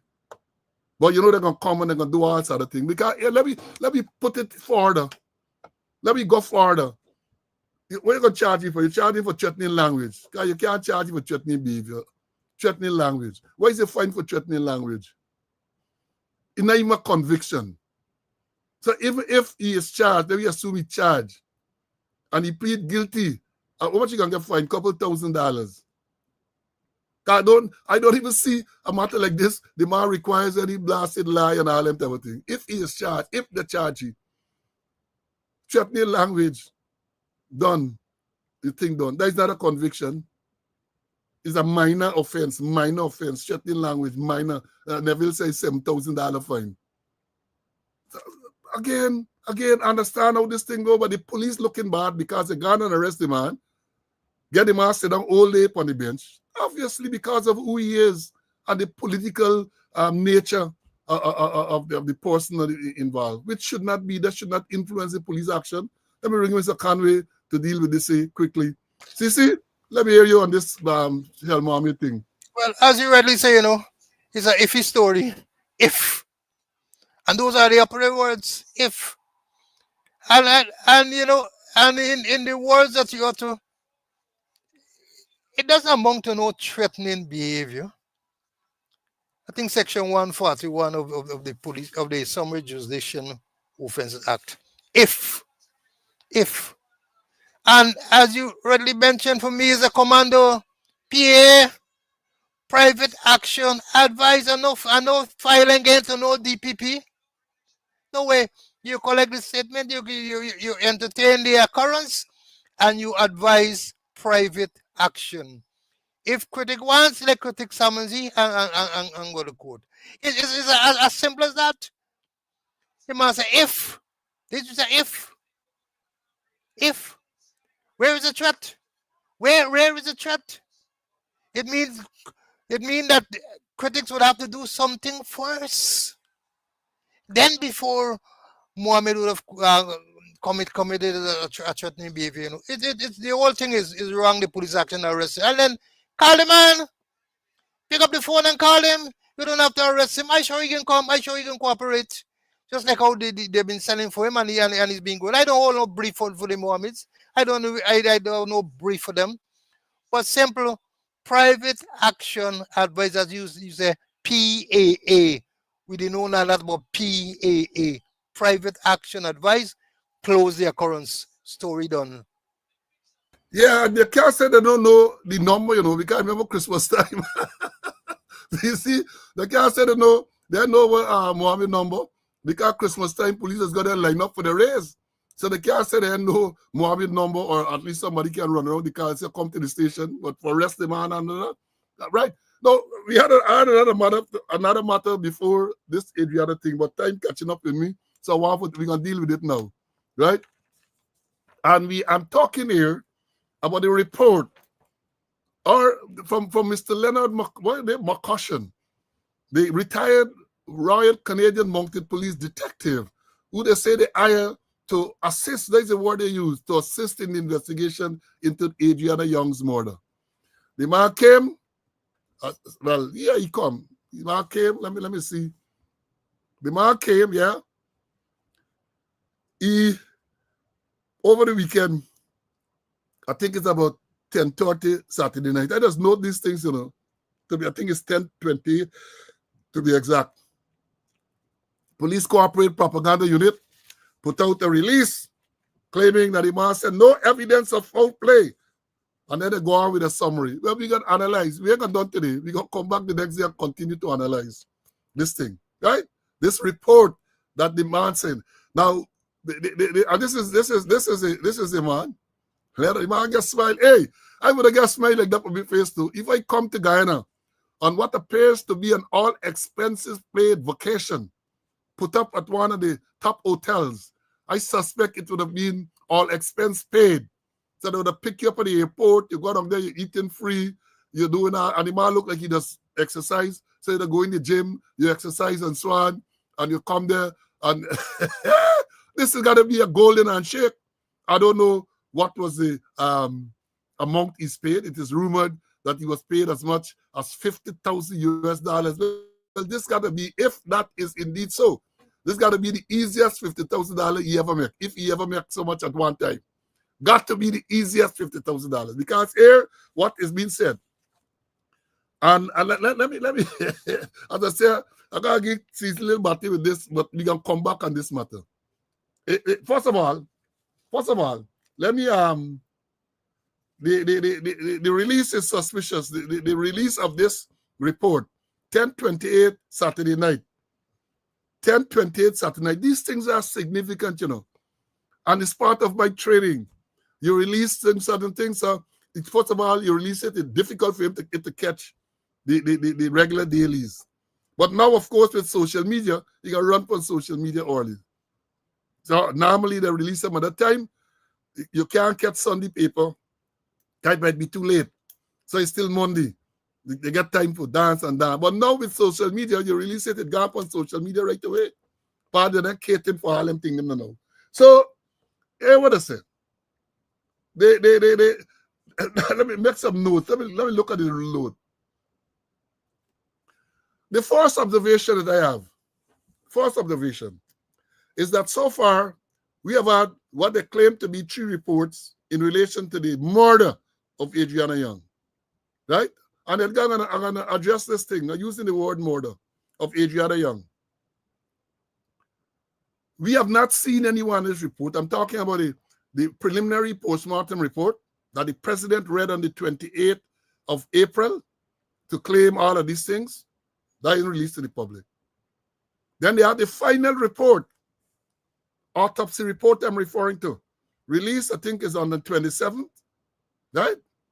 We didn't see the report, right? And now we have this McCushion report release. We didn't see the report. They're telling me what is contained in the report. So it's very difficult to put context into some of these things. But we're going to analyze it for what it is. And before I go any further, before I forget to run out of time, Edgar made a statement, and he said, let me try to find it. And I say I get a lot of respect for Edgar. Very good police. He was an excellent prosecutor. And I remember we coordinated or we teamed up to give a particular policeman trouble. I don't know if Edgar remember that. Man was taking bribe from a man, right? And I think he was at OPR too at some stage. And I'm trying to find the statement. I don't want to misquote him that Edgar made in respect to this matter. Basically, he's saying, right, I say it's murder, which I maintain, that this child was murdered. And he's saying about evidence. But Edgar, as an old police and a very good prosecutor, you know that there are many types of evidence. You get direct evidence, you have circumstantial evidence. And I am saying that in this case, this circumstantial evidence points clearly to the fact that that girl did not drown in the pool. Let me understand this thing clearly. I think by now that should be clear. She did not drown in the pool because I maintain, given all that we have seen, I ain't got time to go into it all today, but I'm going to go into it at some stage. I'm going to continue to go into it because I ain't letting up on this, right? Based on what we saw, I tried to find that thing. Based on what we saw, the girl was there swimming with others. The parents claim and others claim that she can swim. We saw her in the pool at 1:29 or something like that, shortly after she was not there any longer. To tell us, to insult our intelligence, to tell us that this girl drowned in a pool, which is only 8 feet deep, with other children playing in the pool, and adults sitting nearby, and she did not struggle, she did not call for help, she did not raise an alarm. It's telling us that we're stupid. Jack, they all say we're stupid, but it's not all 750,000 we stupid. So yes, Edgar, we talk about, maybe you talk about direct evidence, people seeing her leaving another direct evidence. But we have circumstantial evidence. Circumstantial evidence, which clearly suggests that she did not die in the pool. I don't care who come and say otherwise, because I am stupid. I am not stupid, and most of us are not stupid. And the people who are insisting that she died in the pool, they're doing so because they have drank the Kool-Aid. I ain't saying you know, Edgar, but people who are insisting that the girl died in the pool must have drank the Kool-Aid. Here it is. Here it is. Right? He said, Paul, I would like to support your theory of murder, re Adriana Young, but you have to show me, you have to show me a video where she was seen coming out of the pool alive and leaving the area. No, Edgar. No, that's direct evidence. You don't have to have, and you know that, Edgar. Come on, Edgar. Come on. Come on. You know that. You don't always have to have direct evidence. You have circumstantial evidence. And the circumstantial evidence, strong circumstantial evidence in this case, saying that she did not drown in the pool. I didn't say she hadn't drowned. That the police, stupid police, cooperate. I never disputed the fact that she drowned. I am not qualified in that area. So the doctors have said she drowned. Well, I will say, yeah, she drowned. But I will maintain that she did not drown in the pool. And I maintain that there is strong circumstantial evidence in support of my contention that she did not die in the pool. And I'll tell you what the circumstantial evidence is. She was there at 1:29, shortly after she missing, right? An alarm was raised. They claimed that the place was searched, right? And for this quack Not you, Edgar. Not you. I ain't gonna never call you a quack. The man what they bring from Canada. You hear the man say? The man say, hear what the man say at the report what they released. It said, according to McCushion, if a thorough search had been done of the pool by properly trained and properly equipped people at the onset, this investigation would have very likely not garnered the international attention and political pressure that it finds itself in today. That's what McCushion telling people.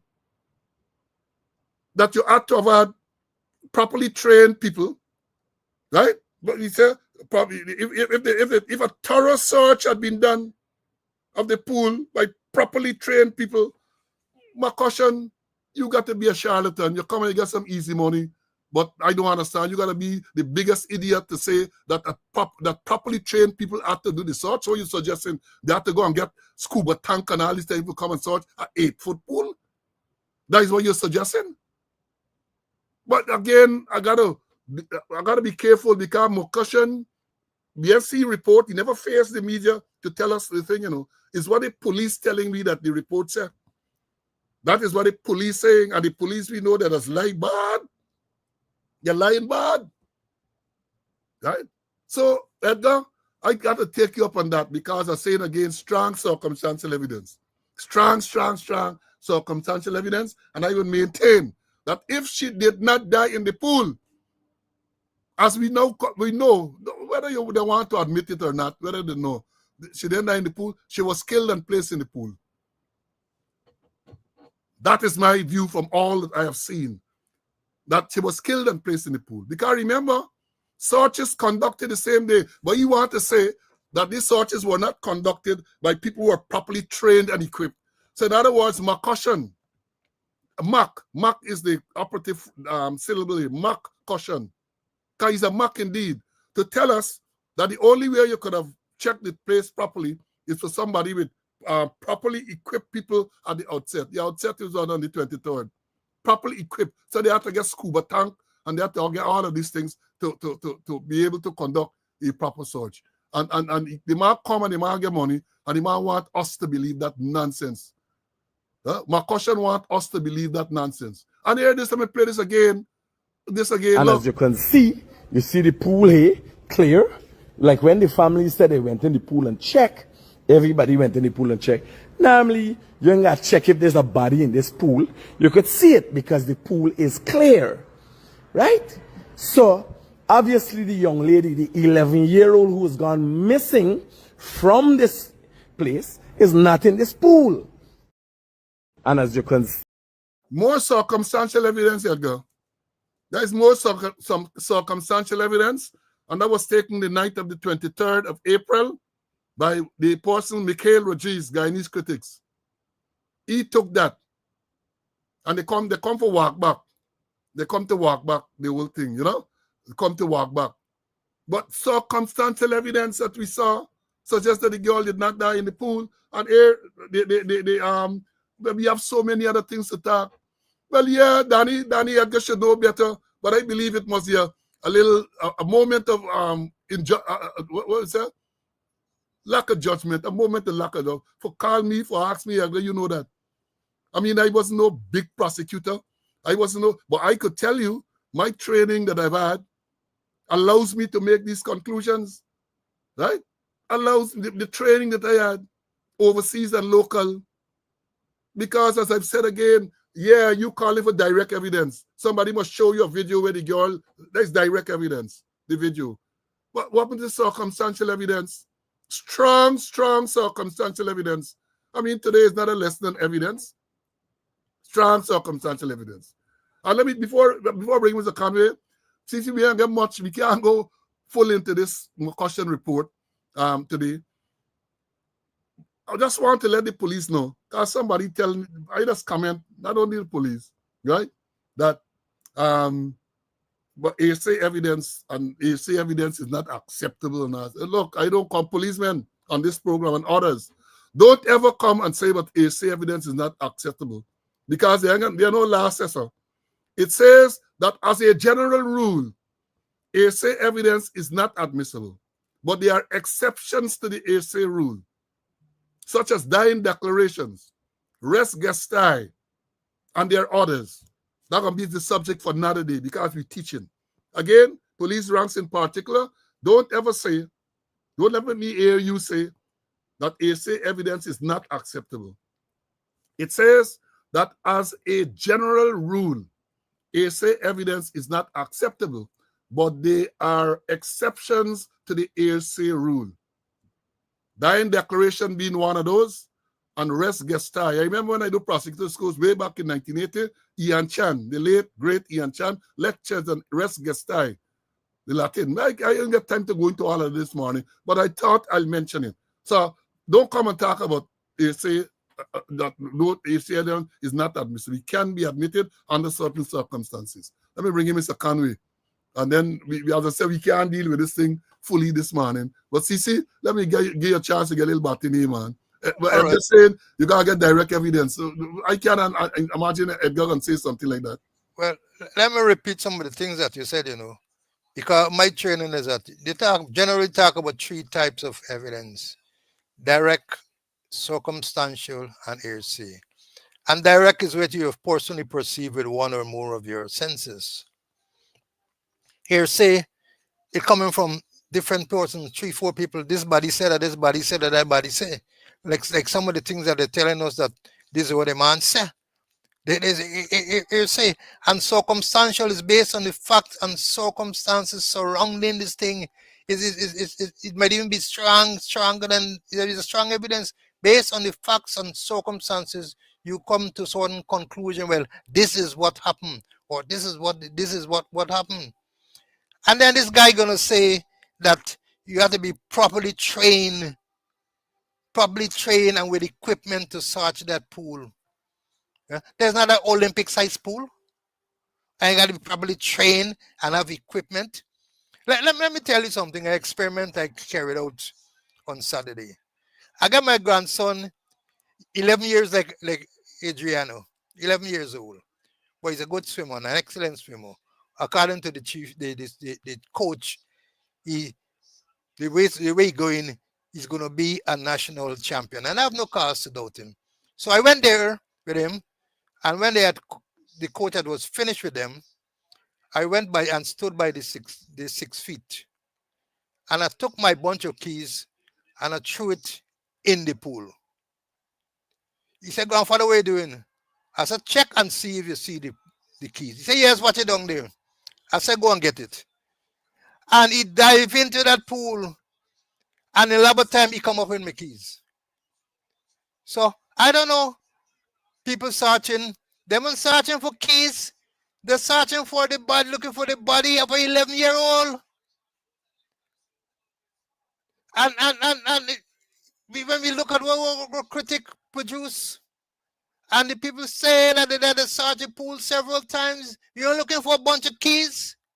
You're looking for a body, and you can't tell me if a body there, they can't find the body. No. Don't come from Canada and insult our intelligence. And then let me just put in this part before we think there.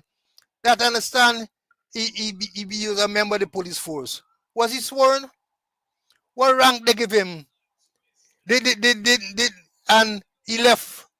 Did he go on the owl? Did they revoke his appointment? Did he sign any old book? Was he a rural constable? Was he a supernumerary constable? Tell us about him. Who swear him? Who swear him as a member of the force? And he got away. Did he resign? Or is he still a member of the Guyana police force? So much, I don't know if there's what Nandala say, Nandala say he's a member of the police force, And did he repeat the oath of office? And here the oath of office, I learned 52 years ago. I, Clinton Conway, do swear that I will well and serve the state of Guyana in the office of constable and such other office in the Guyana police force as I may at any time after be appointed to, without favor or affection, malice or ill will, and that while I continue to hold on the office in the force, I will obey all orders of the persons placed in authority over me, subject myself to all acts and regulations with the force, and I will, to the best of my skill and knowledge, discharge all the duties of my office faithfully according to law. That is the oath he had to take. And very important, Obey orders of persons placed in the territory without favor or affection, malice or ill will, and some very operative words there. That is what he swear to.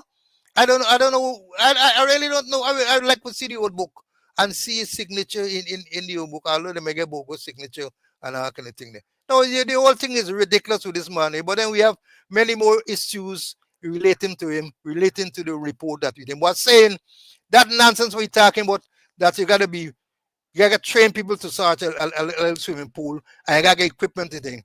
Tell that to the Canadians. Don't tell us to our Guyanese. I mean, Jack Dew said we're stupid, but not all we stupid. And we ain't that stupid, man. No, we can't be that stupid.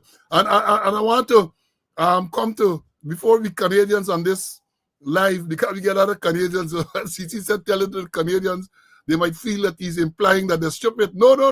We're not implying that. We're just saying that nobody can believe that Jim Cock Bing Ram Goat story that he's telling us there. This man want to tell me that unless people with proper equipment that conducted the search, you can't conclude that this body of an 11-year-old was there. Really? Mr. McCushion? As I said before, I don't know the gentleman, when he came to assist in this investigation, we say, all right, even though that was not the thing, because I wanted to know how he was procured. Nandalal, our Attorney General, who is a SC, MP, he said on Caribbean Tea, a program a couple of Sundays ago, go back and look. When the broccoli, and I told people immediately lying. I saw the body language, I saw the parts when they showed the question to was Dennis Trabal, Vivian Williams, and the guy from Grenada, I think. When they showed the thing to you, my training picked up that he can come in with a little lie. And he said the man is sworn as a policeman. And TC asked the same question. Who swear he? What number he get? He can be sworn as a regular, special, or in the rural constabulary. The age does not permit him to be sworn in either one of those. Let me understand, because they get age limit. And they say you retire. So if you retire, I don't know what age they retire in Canada. But Guyana, I think, well, let me be careful in what I'm saying here now, because I was just about to tell you in Guyana, I think it's up to 35. But during the course of 2020, Appy, who was carrying on the functions of Commissioner of Police, and the same weekend, they recruit a man into the police force, put in the presidential guard. The man was 53 years old. So you got to be careful. You can't generalize. 53 years old the man was. And I got a copy of the letter somewhere that Appy wrote him, recruit him in 2020. And in 2021, Appy wrote him, because he was due to retire, wrote him a letter to tell him about the yeoman service he gave, 18-month service the man gave, and ready to go into retirement. And Appy right would say, congratulate him on the yeoman service he gave to the force and blah, blah, blah, blah, blah. That's what happened. So this man, and then again, he's not a Guyanese. He's not a Guyanese. How do you recruit a foreigner into the police force? Yeah, as Dandela claims happened. Why do that he lied? I am saying that he lied. And as CC said, show us the oath book with his signature. Because even if they also forward something and so on, we can know. The man gone, so what happened? Show us the letter where the extended squatter terminate his service. Because if it is that he was indeed sworn, when he left and he beat out, then you have to have terminated his service. So he was a 1-week police or a 2-week police, not more than that. Y'all think we're stupid? Yeah? Because you're all stupid, you think everybody else stupid? That is the thing. You stupid, we know that. You demonstrated that. According to my good friend Edgar, they demonstrate their stupidity. We have direct evidence, we have circumstantial evidence that is stupid. Right? We have that. Can this man come, this man condemn, and I little vexed because I did, and they were giving even though $10,000 for sit down and reviews of any statement. But again, this man, let me understand again, and the question is asked, before bringing CC to give his closing, the question is asked, what happened to the contract this man was given? Is Guyanese money, should we not see over the contract? Is there a non-disclosure clause in the contract? Because the man never ever say anything. Is there a clause in the contract which precluded the pathologist and this investigator, who is now, according to my assessment, is now proven to be a charlatan? Is there a non-disclosure clause in the contract? We saw with the second autopsy, the doctor came out and spoke to Travis Chase. Obviously, she didn't get no non-disclosure. That is a professional thing to do. They came, and they tried to say for us that because of the hostile environment around the Georgetown Hospital, they couldn't. So what happened to the hotel? What happened to some other secure place? You couldn't go there and hold the press conference. What happened to now all this time? That was done on the 28th. What happened to the Zoom and other virtual platform? Buddy, it's just salawala. They come. And as I said, we just touched this McCushion thing. We have not been able to go into it. When we come again, we can continue with that. We also will analyze what happened over the weekend, where Amir Ahmad, the man at Sheriff, is alleged to have assaulted his wife, and the inappropriate action taken by the police. We ain't got time this morning for going to all of them. But we're going to come again. Let me bring in CC for his closing, and then I'm going to give you a look forward. CC, we had a hectic morning. Let me hear your closing, and then we're going to come again. Okay. Just to ask, what has happened with the financial irregularities that they were investigating in region number 1, involving the police there and involving the finance people themselves?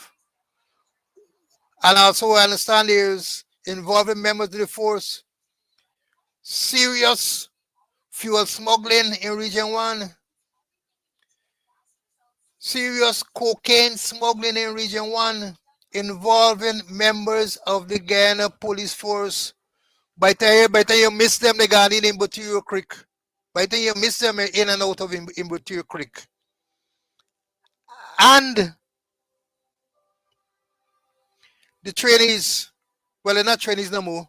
The persons who pass out, the Amerindian course, who had to pay their own money, $7,000 Guyana dollars, to purchase footwear from a corporal at police headquarters. A corporal at police headquarters.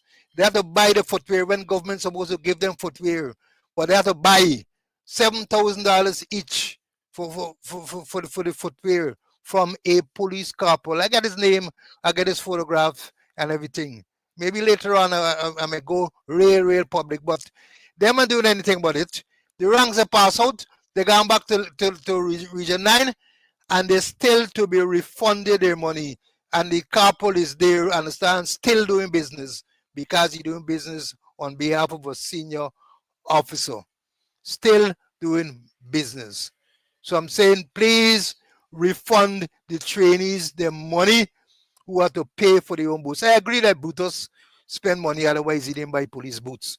But now Brutus isn't there. They're supposed to buy the boots, and they're supposed to refund the police. And look at the fuel smuggling, the cocaine smuggling involving ranks from region number 1, and the financial irregularities. Thank you, my brother. Thank you very much. Thank you very much. Now, as we come to the close this morning, again, I got to compliment you students on your attendance.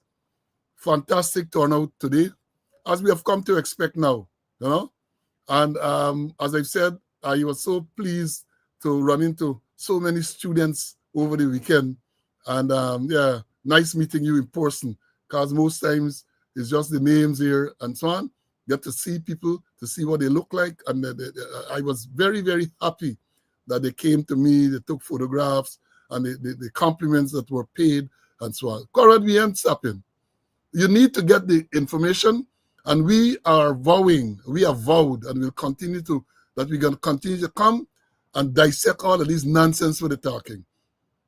We can reveal it, and they can attack, they can say, I think they want more Paul Sloan Clinton Connery, but the evidence is there, both direct and circumstantial. The evidence is there about the incompetence and the neglect and all of that. We can come. Corruption. That is it. Speaking out, exposing corruption, incompetence. Corruption, incompetence. galore. And as I've said, I didn't say this morning, this is an election year. Election year. President said, election will be the 1st of September. I am saying, I might be wrong, but perhaps the legal people will advise that the Constitution say you have to get 3 months, 90 days. And therefore, according to the little sums that I know, if you're going to talk about 90 days to end on the 1st of September, by the 1st of this month, by yesterday, you would have had to make the proclamation. I know, or I understand, that until and unless the president makes a proclamation where Parliament is dissolved and the date of general election is set, all them things is just that. Make the proclamation. Somebody had said they might be going today to make the proclamation in Parliament, but if the proclamation is made today, the 2nd day of February, how does that satisfy this 90 days or this 3 months? I don't know, me and know the maths. But how does it satisfy that? So I tell you all, be careful with statements being made by lying politicians, right? They're lying. So they just listen to them what they say, and they try to hoodwink us and believe that we're stupid, believe that we're gullible and stupid. No, we're not. Some of them are, right? Because Jack Dio said, "Guyana get a lot of stupid people," and perhaps E numbers among them, right? But all of us ain't stupid.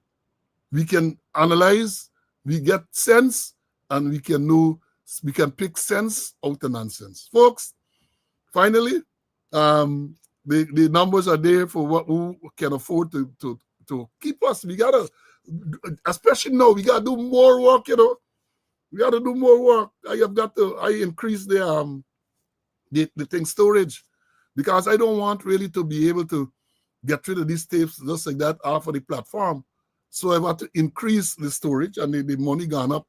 But I'm grateful for the support that I've had so far, thankful for the support that we've had.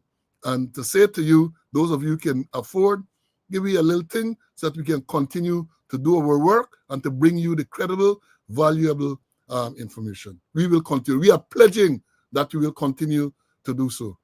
And can't leave this morning without giving you some therapy. Sit there and fabricate that. Unless you say who the person is, I can't comment on anonymous people.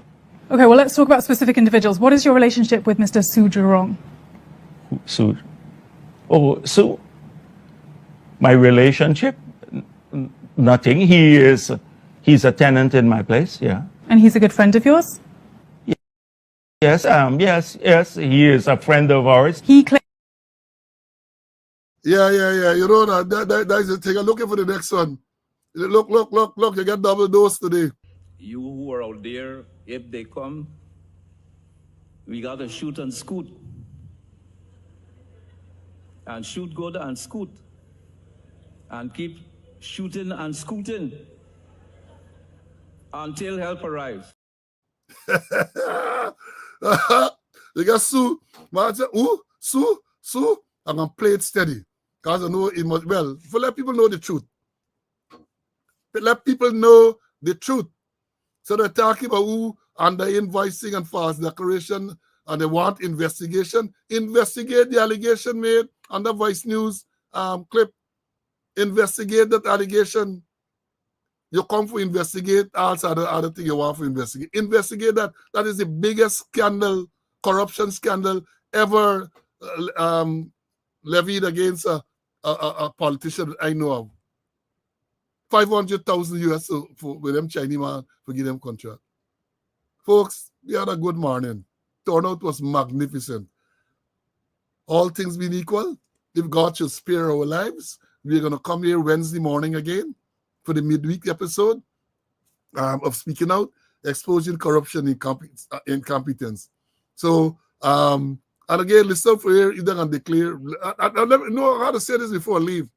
You know, many people, including Brutus and all them, they tell you now they get evidence. Brutus, they say he's alleged to have said he ain't going down alone, and he ain't come up with nothing. He just disappoint me, because I thought by now he would have let go of what he knew. He did not do so. So I guess we got to come to the conclusion now that he really ain't got nothing against nobody. He's just bluffing, and his bluff was called. Because Jagdio did say, I got the tape page, Jagdio did say he could let out cats, dogs, rats, all sort of thing if you want. They are not afraid. But it seems as though he ain't got nothing to let out. So now that this morning Azuddin Mohammed came out with what seems to be heavy evidence of the corruption and the president's involvement, let's look to see where this will go. And I want Mr. Conway to take his cue from that, because he's telling us about this corporal and these people. I guess people are now looking to hear who the corporal is, right? So, folks, Wednesday morning, God's Way Life, we're going to be here to for another episode. In the meanwhile, we encourage you to be safe. They have a uptick in COVID, we understand. I saw a document where the matron is warning the staff there at West Demerara, I think it is, about an uptick in COVID in Guyana. You have got to be careful. I saw an accident with a police traffic rank, right? The man riding, some reckless driver overtook straight into the man's spot, accident. I hope he recovers fully shortly. So until we meet on Wednesday, so long for now. Stay safe. Bye.